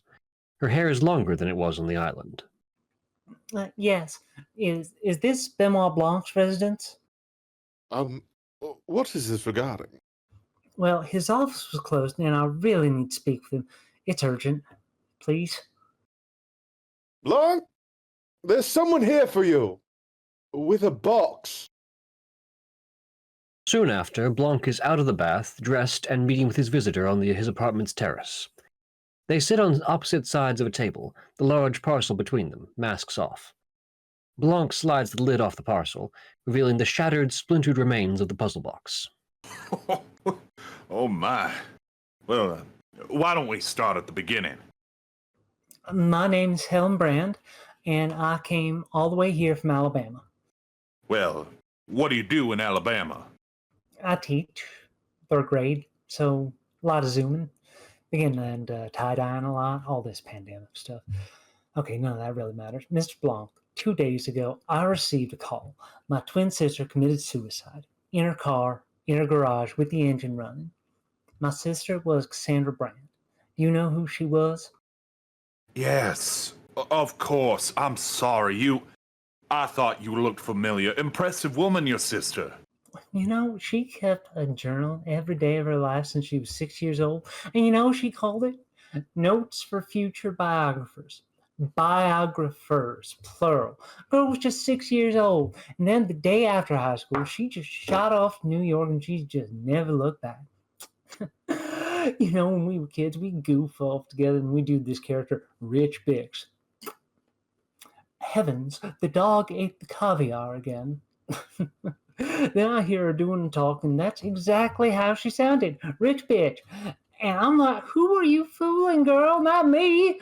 But she had the guts and brains for both of us. And I was just happy just watching her, you know? So, you get the call. Yeah. And I get the call and I fly in. This was yesterday. And then I go to Andy's house. I'm cleaning it out. It's a mess. All of her books are everywhere. I'm just thinking about what was taken, my sister, how I wasn't there for her, and I'm getting angrier and angrier. And I just hear a knock on the door, and it's some courier with this thing from Miles Bron. And I'm sure there's some clever way to open it. I don't know. I just open it. And then it's an invitation to his private island in Greece for next weekend. One of those little trips she'd go on with his group of shitheads. They just like to call themselves the Disruptors. But I knew what they were, and I told her who they was. Shitheads. Miss Brand, what can I do for you? Andy didn't commit suicide. She didn't leave any note, so I went on her computer and I looked in her email, her sent messages, just to see if she wrote anybody anything. Helen pulls her phone, opens an email, and hands it to Blanc. And look, she sent this at 4 p.m. the day she was murdered, 4 days ago. Blanc looks at the email, reads it aloud. I finally found it. It's right here, and I'm going to use it to burn his whole empire down. I'm giving you all one last chance to make things right. You know where to find me, A. The email has a picture attached of Andy in her home office, holding a large red envelope. And I'm assuming all of these names here are... Bertie J, Duke Cody, Claire DeBella, and Lionel Toussaint. The shitheads. She sends that email, nobody writes back anything, and the next day she's found dead in her garage with sleeping pills in her system. I searched every inch of every room in her house, and guess what wasn't there? The red envelope. Compelling. Google said you were the world's greatest detective. Someone like me takes someone like this to about a group of rich folk with an army full of lawyers. But if one was to get them alone, isolated for a weekend, and, in your words, the world's greatest detective, you want to hire me to go to that island. It's a stupid idea, right? Listen, I want to be clear. I'm not Batman. I can find you the truth, I can gather evidence, I can present it to the police and the courts, but that's where my jurisdiction ends. Yeah, but it's you doing it instead of me. I'll take those odds. I've not seen your sister's death in the news. Did you release a statement? No? Shit, was I supposed to? I don't know how this works. And you have no other family member who was informed of the death? If I pulled a few strings, I could maybe keep it from leaking to the press for another week? Maybe? That's... Oh. Oh, no, that's outrageous. That wouldn't... Well, now... Wow, no, that... Yes, Miss Brand. Any feelings of reverence or respect you had for me when you crossed my threshold, buttress those feelings now. Buttress them. I am proposing that you come with me to that island. As your sister, as Cassandra Brand. What? No. I'm hiring you to go. I'm not. Buttress now. Are you insane? Buttress now, yes? A famous detective shows up and out of the blue starts poking in the subject of your sister. They'll shut up like a clam. Your presence on that island is the essential catalyst. Oh no, come on, man. Buttress? Yeah, I'm trying real hard to buttress, but this sounds nuts. But it's the only way that this works. Look at me. They'll instantly know I'm not her. You'll cut your hair, you'll wear her clothes. Oh, you really think I can fit into that shit? And what about my hair? I know a guy. Now, why would anyone suspect you showing up playing your sister when they don't know your sister is dead? Right. They don't know Andy's dead, so why would they suspect anything? And you'll do the inspecting? Yes, I will. You just have to be there. Mr. Blanc, is this safe? No. No, one person will know the truth about you. From the moment you arrive on that island, the killer will know who you are and what you're doing. They certainly wouldn't hesitate to kill again if it covers their tracks. And I'm a detective, Helen. I'm not a bodyguard. I'm sorry. I can't help you. No. One of those shitheads killed my sister. You really think we can get some of it? Blanc's eyes gleam, and a few days later the two meet again at the outside terrace of the Grecian Port Hotel. Helen, now with Andy's haircut and wardrobe, spots Blanc waiting for her at a table. Well, my goodness. I shouldn't be here. This is nuts. But I'm here, so let's do this. A server sweeps in. Drink? Oh, no, I don't drink. I'll have some coffee. The server nods and walks off. Once he's gone, Helen pulls some small notebooks out of her purse. Andy's journals. Good. Keep studying them. Okay, so tomorrow. I'll get there early, really lay on some southern hokum, get them all off guard. On the boat, be cold. Don't engage in conversation. Okay, I'm not great on boats. Oh, you'll be fine. Remember, rich bitch voice. Andy posture. Helen sits up straighter and pulls out an old iPod. I have all of her TED Talks on this thing. I've been studying them. Good. The dog ate the caviar. There you go. So, you said that you were going to be researching these folks for motive. Did you find anything? Yes, I did, but motives for each of them to want Miles Bron dead. Now, why would they kill her to protect him? I just don't get it. What about Miles? What if he just did it? Well, we can't rule it out, but Miles Bron is not an idiot. To risk committing murder after a very public court case, with the possibility of that email of Andy's coming to light would be an exceedingly stupid thing to do, especially if someone was willing to do it for him. Now, come on, walk me through these journals. Okay, about 10 years ago, they all hit it big. They used to hang out together in this bar, the Glass Onion. And Miles was the leader of the pack. No, Andy was. They were all friends with Andy. Bertie was a washed-up model. Duke was a nerd doing video game tournaments. Claire just lost a race for city council. Lionel was a substitute teacher. All of them run around in their 30s, but Andy saw their potential. She found them all. Then she found Miles, introduced him to the group. At first, nobody liked him. He would say stuff like, I want to be responsible for something that gets talked about within the same breath as the Mona Lisa forever. What does that even mean? Helen recalls the stories written in the journals, Andy explaining the concept to the others 10 years earlier. It just means immortality. He wants to create something that feels lasting, that feels... His first venture was movie phone for foot massages. Did it work? No. Okay, listen, let's just roll with it. Let's humor him, see where it goes. Let's see what happens. In the more recent past, And then things started happening. He got Birdie a show for her designs. It did well. Got Lionel published. Duke set up Twitch. Claire elected locally. You know, small stuff, but it happened. Then the big thing happened. 10 years ago, while the gang plays pool at the Glass Onion, Andy, with a hardcover copy of The Innovator's Dilemma on her knee, scribbles the diagram with Alpha's concept on the conch towel napkin, the book as her writing surface. So, based on the napkin idea, Andy and Miles created Alpha. It blows up. They bring everyone along for the ride. Miles' aspirations just keep getting bigger and bigger.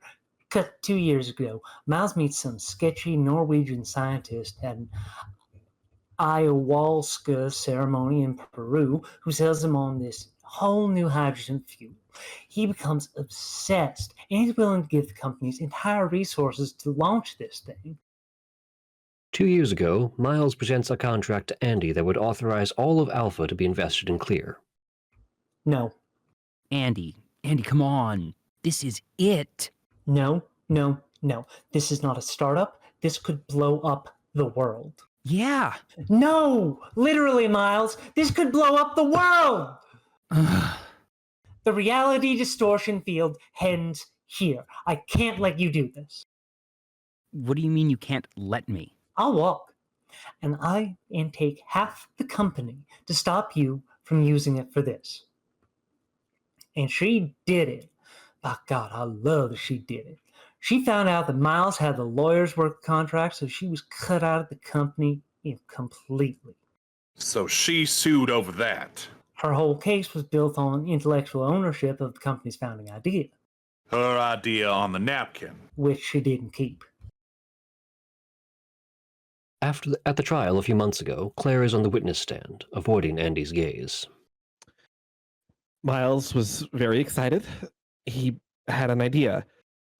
So he grabbed a napkin and he scribbled something on it to show us. That's a lie! Order? Your Honor, it's a lie! Order! Counsel! Get your client. Claire! Look me in the eyes, Claire! You know it's a lie! Claire takes a sip of water, but doesn't look up as reporters rapidly snap photos. It's a lie! Later, Duke takes the stand. And do you recall, Mr. Cody, who wrote this napkin? Yeah, Miles. Birdie's turn. It was Miles. Lionel. Miles. This was March. Right after the verdict, Miles suddenly found the napkin, written in his handwriting, and did all those interviews about it. A bald-faced fabrication. A damn lie, and it worked. A week ago, Andy sees another article about Miles and his fake napkin, and she snaps, flipping her coffee table and toppling a bookcase. She sees her old copy of The Innovator's Dilemma on the ground and notices something poking out of its pages. The real napkin. She slips it into a red envelope and sends her email. So, every one of the disruptors perjured themselves to destroy Andy and shield Miles Bron. You and I, need to find out why. Motive. Who was strong enough to go one step further and commit murder? And then, and this will be tricky, everyone's whereabouts on the night of her death. Who could have been to Andy's house that night? Opportunity. Helen opens one of the journals to a blank page and draws a grid. Our suspects, motive, opportunity. Hey, this kind of looks like that Clue notepad. Yes. You must be great at Clue, huh? I'm very bad at dumb things. My Achilles heel. Ticking boxes, running around, searching all the rooms. It's just a terrible, terrible game. Well, my students love it. Helen looks out at the sea for a moment. I'm scared. I understand. This is your last chance to back out. Helen looks at her sister's journal, then out at the sea again. The next day, she's on the ferry, headed toward the island, gripping the rail of the boat tightly, feeling seasick while Blanc speaks with Lionel on the upper deck. Oh God, boats. She hears a whistle and looks down to see Duke and Whiskey on the deck below. Ballsy move. Birdie calls out from behind her. You shouldn't be here. Once on the island, Helen and Blanc stay behind on the beach while the others head toward the compound. Blanc leans down to tie his shoe, which had truly come undone. Duke and Birdie, I think they're on to me. Or they was just being assholes. Well, that's not mutually exclusive. Now look, I suspect when we're all settling in, Bron's going to pull me aside to explain my presence. That is your chance to snoop. Snoop? Snoop! Helen puts her bag down in her room, clearly anxious. Snoopin', Snoop. Okay, here we go. Helen wanders outside and quickly encounters Whiskey. Hey, Hi. Andy. Yes. I'm Whiskey. We didn't really meet. Are you looking for the pool? I am. Do you want to walk? Sure. Whiskey offers a bottle of the hard kombucha she has in her hand. You want this? I'm not really into it. It smells like that frog guy, Daryl. Helen accepts and winces at the taste, but keeps drinking it. She notices a jeweled bull charm on Whiskey's necklace. That's a beautiful necklace. You're a Taurus? Yeah, Miles gave it to me. He surprised me for my birthday. He filled his whole penthouse apartment with roses. It was very cute. He's a really good guy. He's complicated. But I think it's really shitty. And how they all treated you? I read your court transcripts. You got shanked. Thanks, Whiskey. This is my second one of these things. We did a yacht thing last year. Well, that sounds fun. No, I mean, when they're all together, it's kind of the worst. Duke just treats me like arm candy, and then they just ignore me. Why do you put up with him? With Duke, I'm building my brand. He's putting me on his channel more. Though, he's leaning harder into this man-dom stuff. Like, if I'm gonna get into politics eventually, I don't think that's a road I want to go down. Like, it's expenditious. But it's kind of a shit show. Oh! Here's the pool. I'm gonna walk around a little longer. I'll catch you over there. Okay. Hey, it's really great talking to you, Whiskey. You too. Helen continues snooping and takes another swig of kombucha.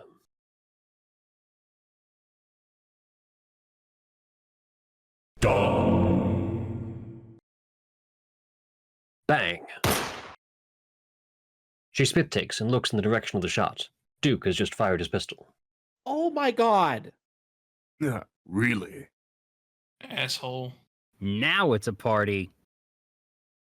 At the pool, Lionel and Claire swim out to the deep end of the infinity pool with a spectacular view and privacy to talk. I did it. 2 weeks ago. I did it. You signed off on the power plant? Yep. God help me. When this breaks, poof, my whole base is gone. The grassroots lefties, gone. I did it. Did what? Helen lurks in the garden below the infinity pool, listening and taking notes in Andy's journal. Signed off on putting clear in the manned mission. Staff doesn't know it yet. Oh, God damn it. Let's just pray that Andy was wrong about this clear stuff. No, she was right. Put its gas form into a household piping. There's a massive leakage into the air. The hydrogen particles are too small. Hydrogen gas? Lionel, I sold my soul for this. You're telling me you could literally turn everyone's house into the Hindenburg? The two glance to the other side of the pool and see Blanc eyeing them. On this side of the pool, Birdie and Peg talk. I'll take care of him. Don't worry. There was a time, back when... Helen approaches, dropping a recorder into Birdie's bag as she sits in the model's blind spot, a fresh kombucha in her hand. I was the one who'd been on magazines. He was nobody. I couldn't believe he was talking to me. It was this little thing in my hand. Birdie lies back and notices Andy in the chair next to her. Andy, hi! Blanc and Helen huddle in a small single bathroom. Helen is drinking another kombucha. Wow, no. You're really good at this. This is interesting stuff about whiskey and motives for both Lionel and Claire. Well done. Those are motives? Because I was kind of confused.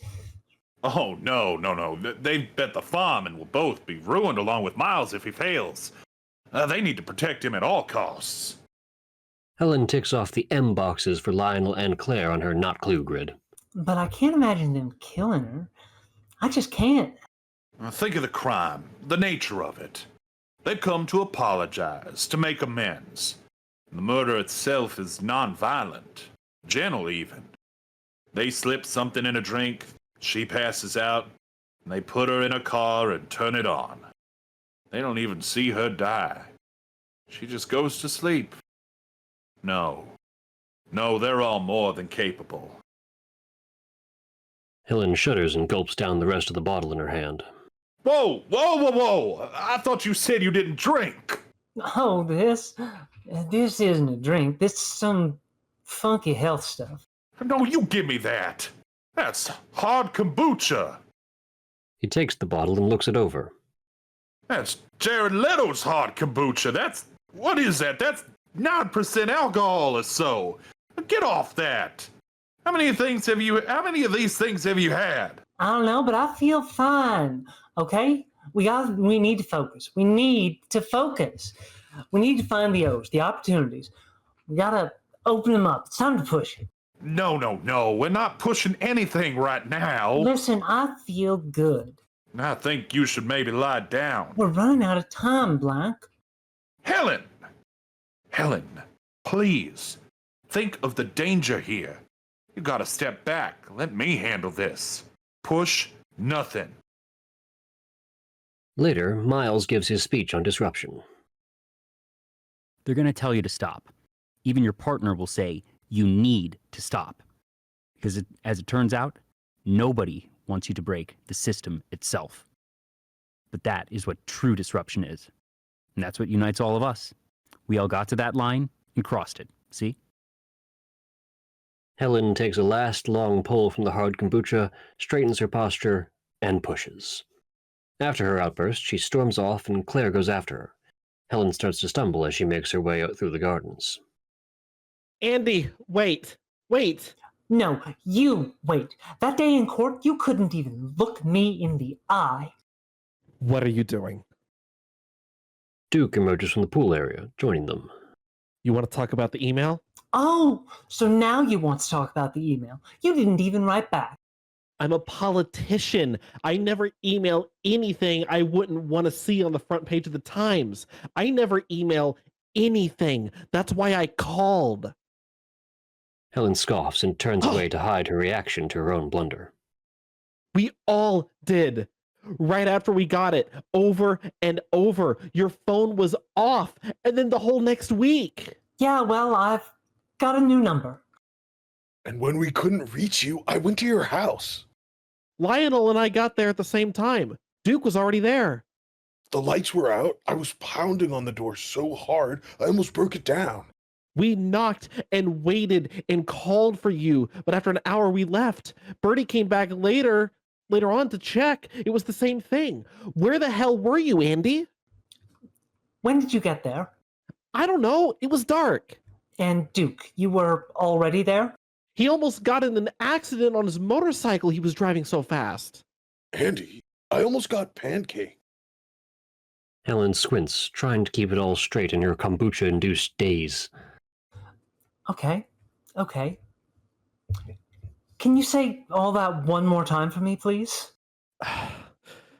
Look, I don't know what you're planning on pulling being here, but we need to talk about this. If I would have answered that door that night, would you have said, "I'm sorry, I back you with Miles"? Or were you just showing up so you could stop me from using that envelope? Claire doesn't reply, and Helen has her answer. Without another word, she stumbles away. A moment later, Lionel arrives. Something's off. I don't like it. What is she playing at? As Helen walks, she hears an alarm blaring. Please keep our water clean. Please keep our water clean. She sees Blanc dash out from the foliage, panicked.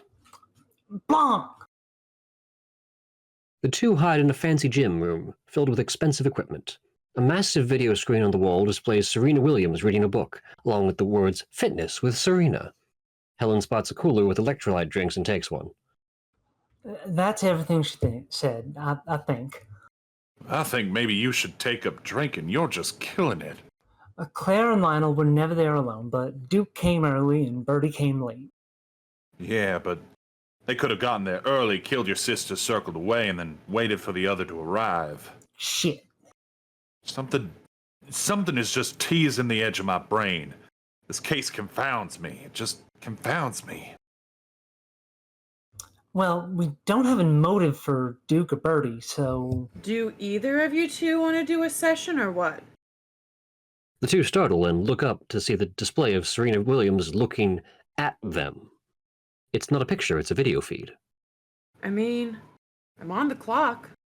No, not right now. Blanc's attention is pulled away from the screen when he hears a mechanical whirring nearby. A fax machine in the corner of the room has started printing something. Maybe later. Serena goes back to her book with a shrug. All right, it's your money, not mine. Beneath the fax machine is a large bin filled with papers. He starts flipping through them. While Helen slowly stands, clearly sobering up. Sober but sore. Ugh. Oh, if I ever meet Jared Leto, I'm gonna whoop his kombucha brewing ass. One number. All his machines. Blanc stops flipping and shows a fax to Helen. It's a scanned copy of Andy's email with FYI written at the top. Holy shit. From that afternoon. Just minutes after she sent the email. They look at the top line. Sender, Lionel Toussaint. Lionel faxed it. Now hold on. It doesn't necessarily mean he... They hear the door of the gym room opening. Get down! They hide as Duke walks in, talking on his phone. Right now. Go to him. Do what you have to. Push that son of a bitch. Just get an answer out of him. Look, babe, we really need... So do this for me. One last time, okay? All right. I love you. He stops. Whiskey has entered the call. He pauses for a moment, then leaves to watch Whiskey and Miles. Blanc and Helen both watch from behind. Helen moves through the foliage toward the window, accidentally stepping on a twig as she goes. The noise Duke heard which caused him to look back. Fortunately, he doesn't see her, and Helen is able to hear the muffled conversation through the window as Miles and Whiskey fall onto the bed together. Are you gonna do it for me? Miles moves to grab her chest, but Whiskey stops him and pins him down. Not that. Oh, come on.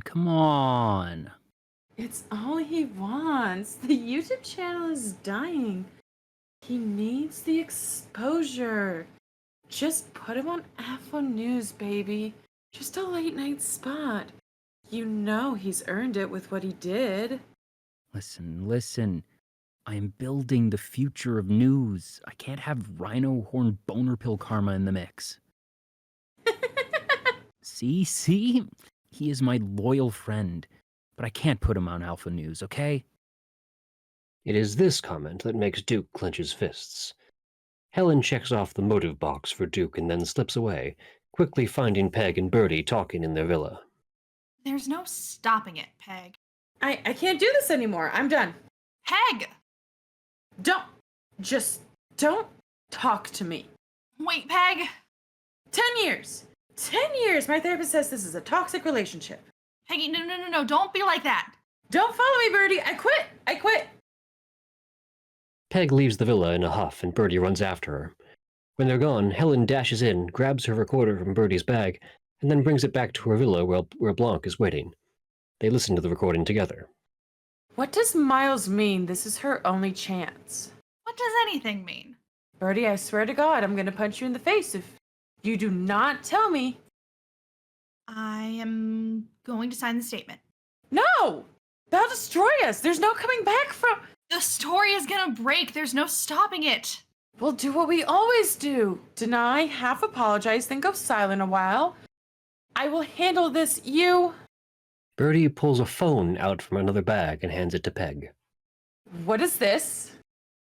My secret phone. Peg glares at her, then looks at the phone's screen. What is this? An email from the Sweetie Pants contractor 2 years ago. Miss J, I am writing to inform you that the proposed Bangladesh factory is notoriously one of the world's biggest sweatshops. Please advise. And then you replied, sounds perfect, thanks, with your memoji dabbing. Bertie, please tell me you did not think sweatshops are where they make sweatpants. Bertie shrugs with a look that says, "How was I supposed to know?" Oh my God. Miles is gonna pay me off. He said if I take full responsibility for the sweatshops, he'll pay me the value of my shares. 30 million. I will do whatever I have to do to save myself, and he is my only lifeline. Can I have my secret phone back? No. Helen stops the recording.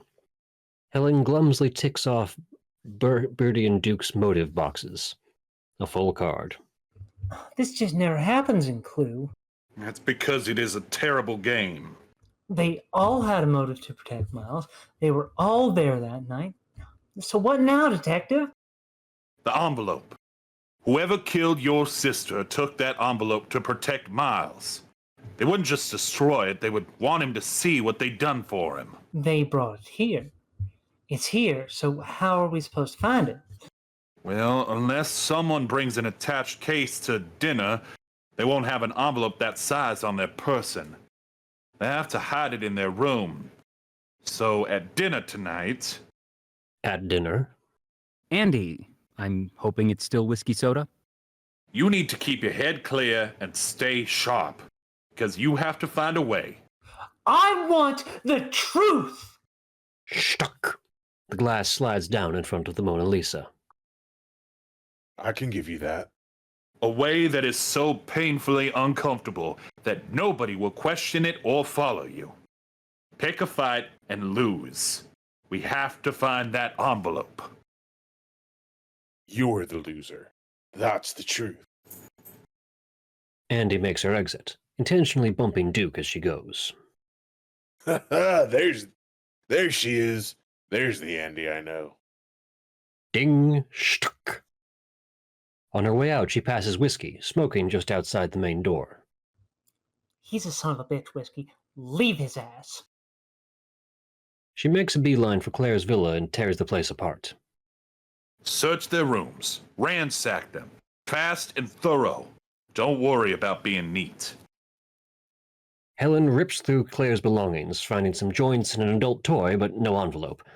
Back in the lounge, Bertie is twirling around and Duke takes a sip of his drink while Helen sprints to Bertie's villa for the second time that day. Gorgeous dresses and lots of prescription pills, no envelope. As Helen exits the room, she feels her phone buzz in her pocket, but ignores it. In the lounge, Duke falls backward onto the coffee table, grasping his throat. Lionel's villa has stylish clothes, computer equipment, condoms, and LSD microdoses. No envelope. Helen's phone buzzes again, but she remains focused. She walks into the next room over and is startled by what she sees.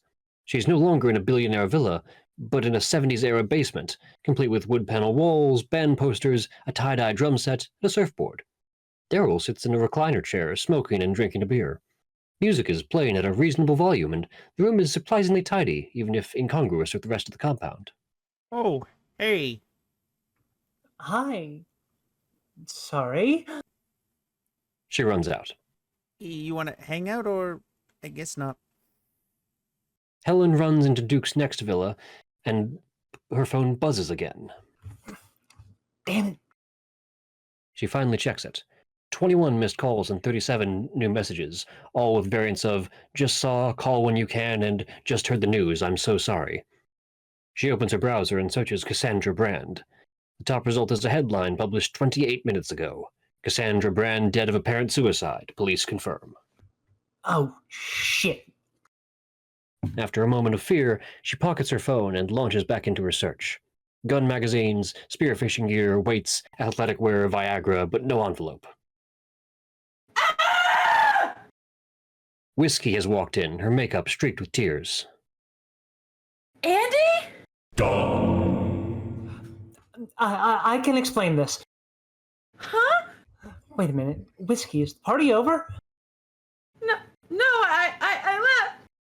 Duke, I left Duke because I didn't deserve this. What am I gonna tell his mom? Hey, yes, he did, okay? He is a bastard. I don't feel sorry for him. He deserved what he got, and you are better off without him. Whiskey stares at Helen in shock, something dawning in her eyes. She abruptly grabs the spear gun and aims it at Helen.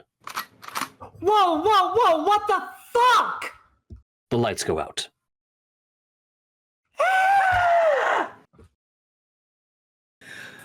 Please don't kill me. What? Oh my God, please don't kill me. I'm not gonna kill you, you crazy bitch! Light sweeps the room and Helen runs past Whiskey, who thinks she's charging her, spins, and fires the spear gun, missing her target. Helen scrambles out of the villa and into the darkness toward the glass onion. She makes her way through the holes, stopping when she hears Miles. Andy? A moment later, Andy! she turns in the direction of his voice. Blanc! She darts off towards his voice. When she's gone, Lionel emerges into the hallway and looks around. Helen runs outside, looking over her shoulder to make sure nobody has followed her. Blanc! Where are you? Where are you? Helen! She runs into him. Helen, listen, there's great danger. Did you take Duke's gun? Why would I take Duke's gun? And why are the lights... Duke is dead. What?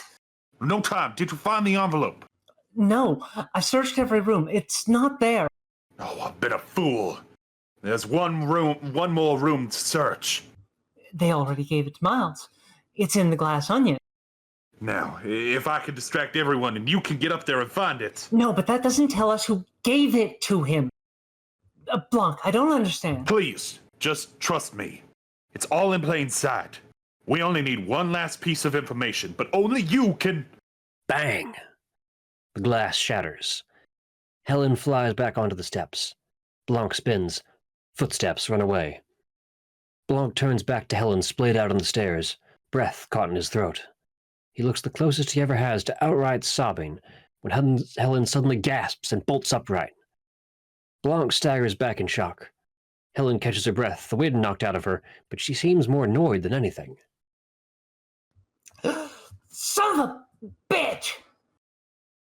She puts a hand to the bullet hole in her jacket. There's no blood.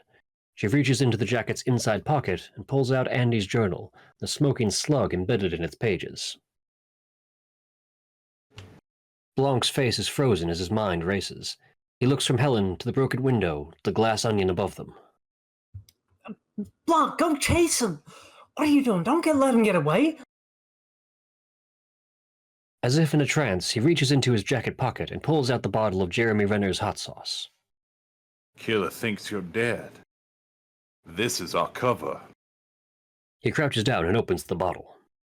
I can buy you maybe 5 minutes alone in the glass onion, but you have to... Give me that. She grabs the bottle and starts pouring it over her chest. You have to find the envelope. I will. She lies back, plain dead, and goes to toss the bottle. No, give me that. He takes it from her and rubs a drop under each eye. Oh, this'll be good. He squints and grimaces. The sauce is stronger than he expected. Oh. Shitballs! Blanc! Yes! He pulls himself together and stands just as the lights come on and the others appear on the scene. Oh, God. God. Andy. Everyone inside, right now. Since Helen is lying on the stairs, her head is lower than the rest of her body. A drop of hot sauce slowly rolls up her chin toward her nose. Shouldn't we? She's not going anywhere. Inside. It's time to finish this. Blanc whisks everyone away, and the drop of hot sauce rolls into Helen's nose the instant they're gone. Shitballs! She blows her nose, working through the pain as she dashes inside, hearing the others down the hall. It makes no sense. It all makes perfect sense. Duke, Andy, this weekend, this ridiculous game that started well before we set foot on this island. Will you explain it to us then? No. I can peel back the layers, I can take it to a point, but what lies at the center? Only one person can tell us who killed Cassandra Brand. Who? Well, I keep returning, in my mind, to the glass onion. Something that seems densely layered, mysterious, and inscrutable. But in fact, the center is in plain sight. Above them, Helen bursts into the large office space. Nearly everything is made of lucite or glass, so there are no containers or places to stash a large red envelope. Where? And that is why this case has confounded me like no other. Why every complex layer peeled back has revealed another layer and come to naught. And that was the problem. Right there. Helen's eyes lock onto something on the far side of the room. The framed fake napkin and photo. You see, I expected complexity. I expected intelligence. I expected a puzzle, a game. But that is not what any of this is. It hides not behind complexity, but behind mind-numbing, obvious clarity. Truth is, it doesn't hide at all. And I was staring right at it. There is only a single speck of red in the room. The dot at the center of the golden ratio spiral in the frame. And when Helen looks closely at the frame, the red dot is not on the same layer as the rest of the matting, but behind it. Helen reaches behind the frame and pulls out the red envelope. The killer nearly struck my Achilles heel. But thank high heaven, at the last moment I realized what had teased my brain throughout this entire case. Imbreviate. Not a word. What? Blanc recalls one of the first things said when they arrived on the island. Can we just take a second and fully imbreviate this moment? It's not a real word. Kind of sounds like one, but it's just entirely made up. Now, reclamation, well, that is a word. But it's the wrong word. When Miles was first showing them around. This is the full reclamation of everything I've achieved up to now. This entire day. Miles first confronting Blanc about the invitation. The pre-definite detective. A veritable minefield of malpropisms. Talking about disruption. The infraction point. And factual errors. Bask in the sun, swim in the Ionian Sea. That is the Aegean Sea. Oh, yeah, it is. It is. His dock doesn't float, his wonder fuel is a disaster, his grasp of disruption theory is remedial at best. He didn't design the puzzle boxes, he didn't write the mystery, and voila! It all adds up. The key to this entire case, and it was staring me right in the face. Like everyone in the world, I assumed that Miles Bron was a complicated genius, but why? Look into the clear center of this glass onion. Miles Bron is an idiot. Oh, please. Just tell us who tried to kill me. Nobody tried to kill you, you vainglorious buffoon. Duke took my glass. That's what you told us he did. He must have picked it up by mistake, you told us, right after it happened. The moment happened so fast, and everyone was so distracted by Bertie's spinning dress, that people naturally recall Miles placing his glass on the coffee table as he sat down next to Duke. It's the natural course of action. And then Duke picked up the glass that was right next to his while still looking up at Bertie. A simple mistake. After you said those words, that's what we all remember seeing. But think. Ignore his lies. Everyone, and think clearly now. What did we all actually see? In one swift motion, as Miles sat next to Duke, the billionaire floated his glass toward the table, putting it directly in Duke's path as he reached for his own glass, passing it off. You handed Duke your own glass. Clear as crystal, right in front of our own eyes. All of us. And then told a bald-faced fabrication. And it worked. Blanc, are you saying Miles killed Duke? Yes. Why? Because the night Andy sent you all those emails, when Duke got to Andy's house early on his motorcycle, he saw Miles leaving. Was almost struck by him. In fact, he told all of us, right out in the open, he told us. At the pool, Duke comments on the baby blue Porsche cooler. Iconic. Hey, you remember that night you almost pancaked me with it on the road outside of Andy's? Anderson Cooper's birthday. That night at Andy's. That night, he told us he almost got in an accident. He pancaked? Yeah, but Miles had been living in Greece for the past 6 months. No. Whiskey. Miles saw you on your birthday in New York. Gave you that necklace for your birthday. And you're a Taurus. I am. 2 weeks ago, May 9th. Forget the hydrofuels and sweatshops and the consensual cuckolding for cable news assignments. Sorry, what? And focus on the envelope. He points, and they all turn. Helen, still covered in hot sauce, stands on the stairs, holding the envelope. Oh my god! Holy shit! What is reality? Andy? Who did the envelope threaten? Miles Bron. That night, Lionel faxed Andy's email to Miles, who received it in New York. The one thing that could destroy his empire of lies. The truth. In the hands of the only person unafraid to tell it. So Miles drives his baby blue Porsche to the scene of the crime. And Andy lets him in. Of course she did. Miles' machine of lawyers and power could destroy her through sheer dumb force, but Miles himself? Oh, well, she was clever enough not to fear Miles. But she did not see the real threat, the obvious threat, until it was too late. Duke alone knew you were there that night, but he didn't know Andy was dead. No. He didn't know that until this evening. Right here, when he got a Google alert on his phone, which has now fallen strangely silent, and which he showed to you. Blanc moves behind Miles and plucks a phone with a lion sticker out of his pocket. Whiskey gasps, recognizing it on sight. Because you don't own a phone. While everyone else was crowding around Duke, Miles was frozen, on the couch, where Duke had last been with his phone. Did he really think he could stop all of them from finding out about Andy's death? They all have phones. Where's my phone?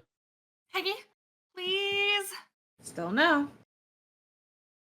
Lionel reaches into his jacket pocket and pulls out his phone, a look of dread on his face.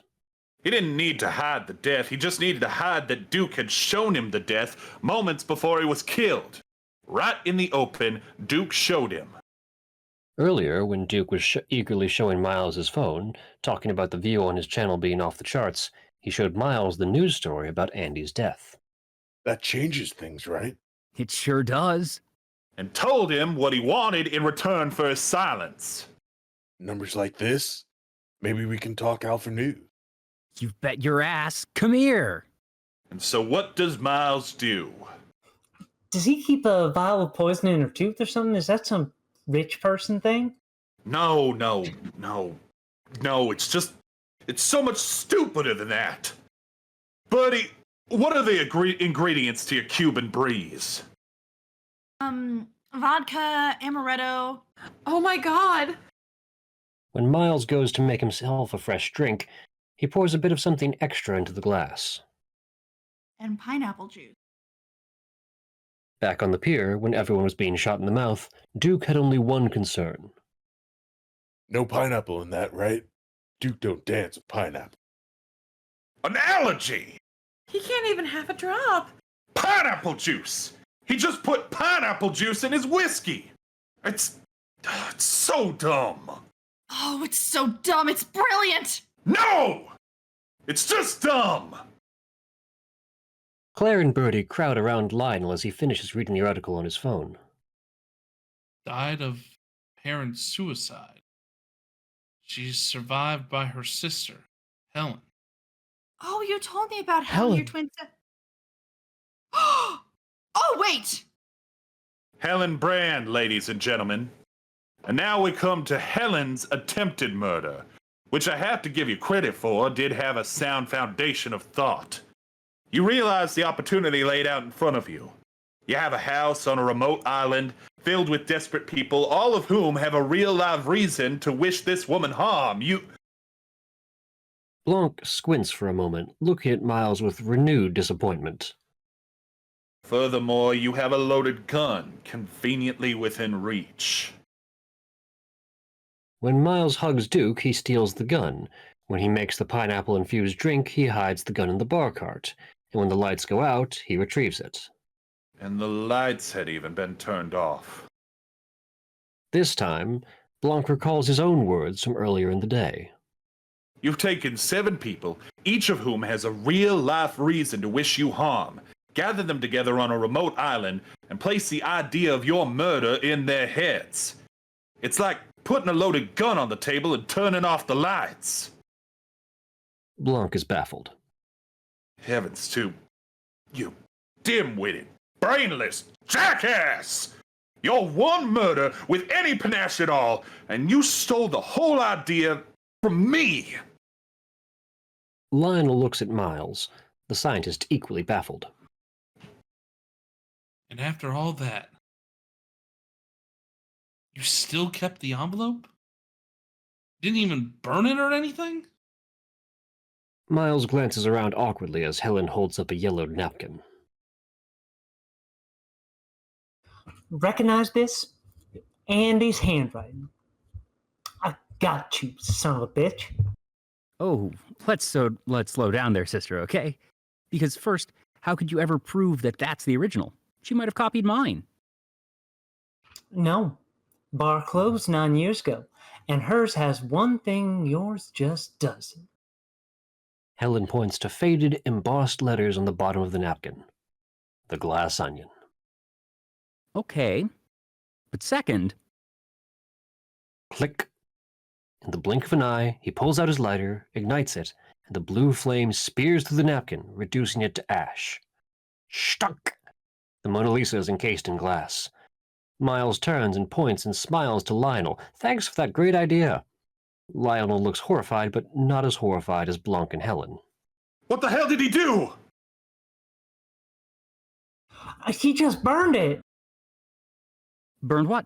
I didn't see anything. You burned it! Is someone making toast? This will not stand! Uh-huh. Well, did you see this proof, this smoking napkin, Blanc? No. Did anybody? Helen looks to the others, who all avert their eyes from her with looks of fear and shame. Then wow, we got some big accusations flying around here. Except everyone seems to have very foggy recollection of what they actually saw. And there's nothing but totally circumspective evidence. Ugh. So, if this was just us playing my murder mystery game, which we should have been doing all weekend, then Blanc wins an iPad Pro this time. But this is the real world. And in the real world, you need more than a neat little detective story. You need evidence. And you've got nothing, do you? Helen looks at Blanc, panicked. He's right. The contents of that envelope and his possession of it were our only physical evidence. Miles clicks the lighter on and off. Right. Want to take that to the cops? You want to take it to the courts? Look, pick your poison. Anywhere you go, it's going to be your word against mine. How do you think that's going to go? I think it's going to go about like it did for Andy. Jesus. And I do want to say, your sister was a complicated woman, but she meant the world to me, and I am so sorry for your loss. Helen looks to the others again. Nobody's stepping up. She goes to Whiskey. Raise your hand and say, I saw him take Duke's gun. Silence. To Birdie. I saw him that night at Andy's house. Nothing. To Claire and Lionel. I saw the napkin before he burned it. We didn't. Miles looks at Claire expectantly. We didn't. You would lie for a lie, but you won't lie for the truth? You're still on his titties, you shitheads. Blanc, I need you to do something. I'm sorry, Helen. I gave you the truth. This is where my jurisdiction ends. I have to answer to the police, the courts, the system. There's nothing I can do. He grabs Helen's whiskey soda from the pedestal she left it on earlier in the evening, still untouched. Except, maybe offer you courage. He hands it the drink. And a reminder of why your sister walked away in the first place. With strangely delicate formality, Blanc shakes her hand, then walks out into the night. Helen watches him go, then stares at Miles, the same stare she gave the box in her sister's garage. Miles raises a wine glass and takes a sip from it. In response, Helen drains her drink, holds the glass at arm's length, and drops it, letting it shatter on the ground. Miles smirks. Helen takes a step toward him, stopping at the first sculpture in her path, picking it up, then dropping it. Then another, giving a sarcastically innocent expression. Miles scoffs with amusement. Helen becomes more aggressive in her destruction, quickly moving from pedestal to pedestal, no longer picking up and dropping the sculptures, but throwing them to the ground. Hell yeah! Why the hell not? Yeah, go Helen! All right, go Helen! Helen picks up yet another sculpture, but as she hoists it over her head, a crash is heard across the room. Everyone turns to see that Birdie has just smashed a lamp, the remains sparking at her feet. God damn, that felt good! Whiskey pushes a small sculpture over and gives Miles the finger. Oh, really? Shall we join in? Yeah. Oh, yeah. The two walk toward the same sculpture, but Lionel backs off and moves to the next pedestal over. You go. Hey, Miles! Claire smashes her statue, and Lionel's is on the ground a second later. Peg destroys a particularly large piece. Okay. There are now fewer intact statues than destroyed ones, and the number quickly dwindles as the room descends into chaos. The floor is now covered in crystal shards. I get it, guys. Let it all out. The disruptors laugh and cheer, catharsis on their faces. Miles throws his wineglass to the floor. Yeah, mazel tov. But Helen does not slow down. She goes to the crystal suit of armor with the crossbow from the would-be murder mystery game and takes an ornate warhammer from its belt before shoving the suit of armor over. The laughter in the room dissipates as Helen runs across the atrium, warhammer in hand. Oh, coming in real hot. Helen, easy. Without a word, she swings the weapon into a glass grand piano. I think that belonged to Liberace. Okay, are we done? The mood in the room turns as Helen picks up a now vacant pedestal and uses it to smash the bar cart, all of the bottles shattering, their contents pooling and spilling across the floor.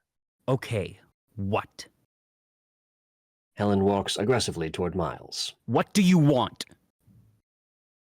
Helen grabs the silver lighter out of his hands and topples the last remaining sculpture as she returns to the pile of alcohol-soaked rubble that was the whole bar cart and ignites it.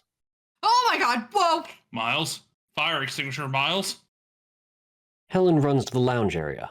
Andy and, Helen! Helen starts grabbing anything flammable, cushions, pillows, rugs, and throwing them on the growing fire. Oh my god, oh my god, oh my god! Everyone slips and slides on the crystal fragments and marbles, trying to catch her, like a scene from a Buster Keaton movie. Okay, stop. Stop. Enough. The sprinkler system activates, barely impacting the mini bonfire. Helen, walk away.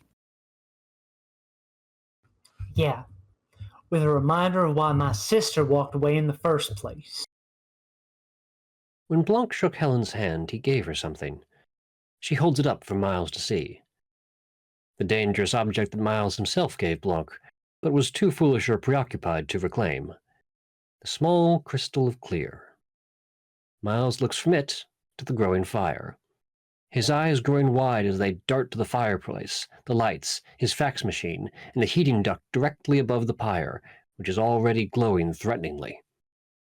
Without another word, Helen throws the small rock into the inferno. Oh shit!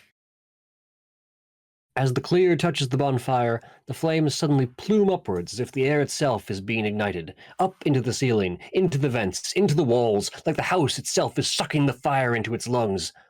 There is a moment of horrible silence. Hindenburg. The glass onion explodes like a balloon with a burst of glass and fire, explosions rippling outward through the complex as every villa goes up, billows of flames and debris going everywhere, all of it popping off like firework champagne corks in the night.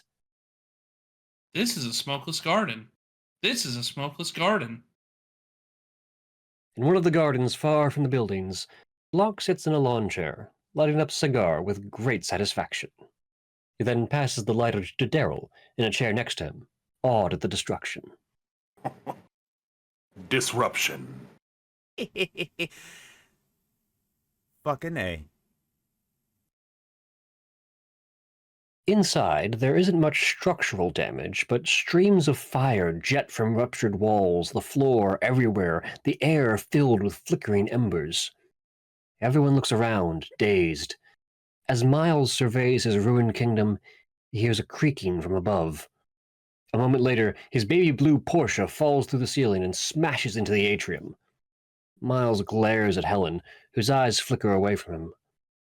Miles follows her gaze, and a look of true fear, even more so than when he saw the clear in her hands, dawns on his face. Helen flips Miles the double bird and starts sprinting across the atrium. Everyone watches in horror as they realize where she is going. Bertie and Claire reach for her, but a stray burst of fire makes them reel back. Miles catches up to Helen, but isn't able to stop his own momentum as he slides past her as she reaches her hand out to the override button for the Mona Lisa. The 500-year-old painting has been resting comfortably behind its protective glass, despite the jets of flame that are pouring onto it from nearby vents. Shh. As the glass slides away, the delicate painting is instantly consumed in the inferno. Miles falls to his knees and screams in anguish as he looks into the painting's eyes one last time before they burn away to ash. Everyone stumbles out onto the steps, choking and gasping. Miles looks around him, tears in his eyes, and turns on Helen. Oh, fantastic! Oh, that is so punk rock! What, you think you're an alligator? You think you popped me like a gangster? No! You baby! You child! You feel better now? I hope your little bitch tantrum gave you closure, because that accomplished nothing. Your fuel of the future just barbecued the world's most famous painting, you dumbass. Congratulations on the public launch of Clear and the end of Miles Bron. Miles' face hollows out. The glass onion is still burning behind him. You're ruined. And you did get your wish. To be forever remembered in the same breath as the Mona Lisa. The disruptors make no attempt to stop Helen as she walks away, watching her with expressions ranging from begrudgingly impressed to total awe. No. No. Gang, we all saw the same thing. We know what happened, am I right? Birdie raises her hand. I saw the napkin he burned. Claire raises her hand. God, now you mention it, I clearly saw him grab Duke's gun. Lionel raises his hand. I saw him driving away from Andy's house the night she was killed. They all look at him. He stares back, unbelieving. Oh. You shitheads. Andy makes her way onto the beach, where Blanc is finishing his cigar, staring out to sea at the distant light of multiple police boats. Did you get the son of a bitch? Yeah. You ready to go home? Helen sits with a straightened posture, gazing out at the approaching ships. Maybe smiling, maybe not. It's hard to tell. Thank you for tuning in to our performance of A Glass Onion, A Knives Out Mystery. Benoit Blanc was played by Cam Griffin. Helen and Cassandra Brand were played by Casey English. Miles Bron was played by Joel Guttman. Claire DeBella was played by Reach Streams. Birdie J and Natasha Leon were played by Abby Brenner. Lionel Toussaint, Alarm, Yo-Yo Ma, Stephen Sondheim, Lawyer, Amy, Bellhop, Dancer One, and Worker were played by Danny Hill. Duke Cody, Scientist, Anchor, Phillip, Kareem Abdul-Jabbar, Devon, and Dancer 2 were played by Lealin Queen. Peg, Whiskey, Ma, Duke's mom, The Efficient Man, Serena Williams, Angela Lansbury, Judge, and Captain Andino were played by Mary Rivette. Daryl was played by John H. Baker. The Dong was performed by the RaDEEo drama cast. Script adaptation was done by Joel Guttman. Audio engineering was provided by John H. Baker. And narration was done by me, Hayes Converse. We are pleased to announce that on Saturday, September 30th, we will be doing a RaDEEo drama presentation of The Legend of Vox Machina, Season 2, Episodes 7 through 12. The performance will begin at 4 p.m. Eastern Time. Have your dice ready. Please follow Digital Era Entertainment here on Twitch, and you can listen to our past RaDEEo drama performances on Digital Era Entertainment's YouTube channel. Once again, thank you for tuning in. We hope you'll join us again next time. Please remember to like, share, and subscribe, and follow us across social media for updates. Thanks for watching!